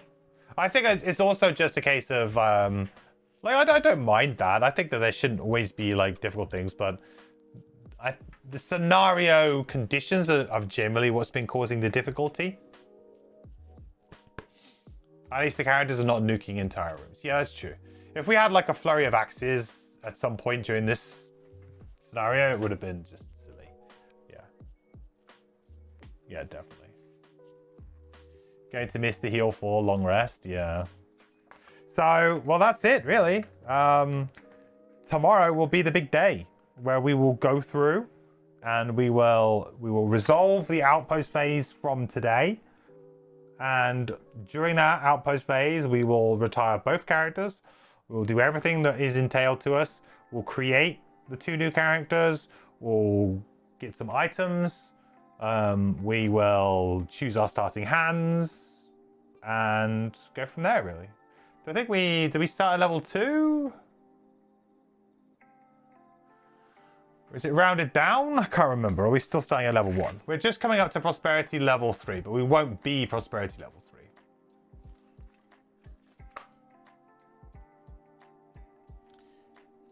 Is there any log like Gloomhaven for the first retirement? Yes. Oh, you mean in terms of like opening something up? There is a little book, but I believe it's the puzzle book. I don't think it has anything to do with the retirements. I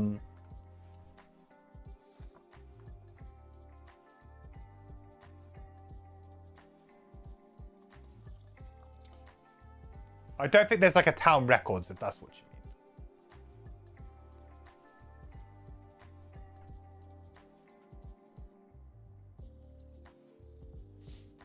Started half prosperity, rounded up or down? Not that it really matters for us at this point, but...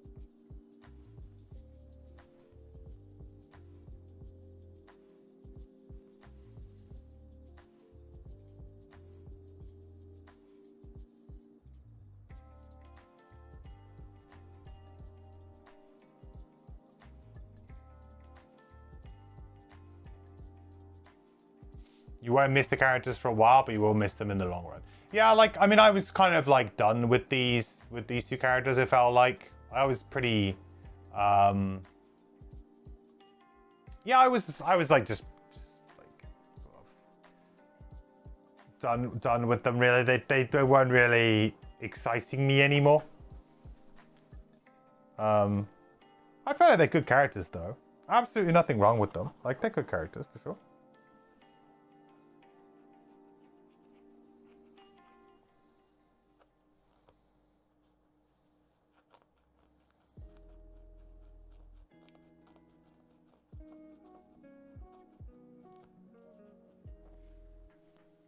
It's a round up. Okay, so I mean, we'll still be 1, but I guess we could have maybe, I mean, when we retire 2, I guess there's a world in which maybe we get prosperity through an event. We get to 3, because when we retire, we also gain a prosperity, right? So we could retire, that's 2, and we need 1 more to get to 3. So there is a world in where maybe we could, but it's probably fairly unlikely. Hey, Brent. You get 2 prosperity when retiring? You get +2. Oh, so then we will do it then. Okay, well, that's fine then.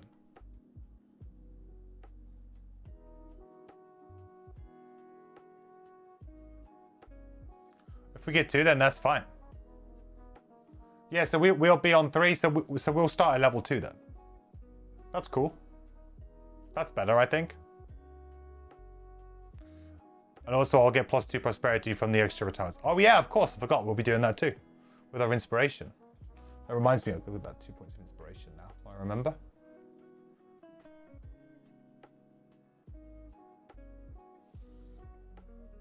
Yeah, so we'll be like 1, so we'll be 1, 2, 1, 2. Yeah, so we'll be almost halfway through prosperity level 3. Well on our way to prosperity level 4. That'd be nice. That'll be like a really good like bump of stuff with us to do. Because like I felt like the last, I don't know how you guys felt, but for the last like 3 scenarios or so, 4 scenarios, like about a week's worth of streams, it's felt like a little bit like, oh man, I just want to get to I just want to get to retirement. I want to get that done. Like I just felt a little bit like plodding along, like I needed new stuff, you know? Like we needed new stuff to play with, both in the Outpost and with characters. We just needed new stuff. I think like, I don't think that necessarily maybe affects everyone. Maybe it does me more so than others. But I just felt like the pace of that was a little bit slow. Like it's just kind of like, yeah, you know? Like going through the motions, not playing as... I haven't been playing as tight. I mean, mainly because the difficulties come down, but also just because, like, I just want to get through it, really. So, looking forward to playing 2 new characters, getting a bunch of new, like, buildings, hopefully, to mess around with too, which will give us a lot more interaction in the Outpost phase, which I'm looking forward to as well. Like, for me, I just want to, you know... I want the game to, like... you know, reveal the next layer to me, you know, which is what I think we're going to get. So I'm excited for that.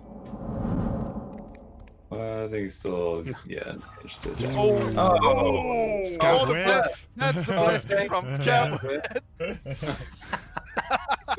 Yeah. That's the blessing from. Isaac, at this point, can we get your approval to add an additional attack modifier deck for allies in the digital version?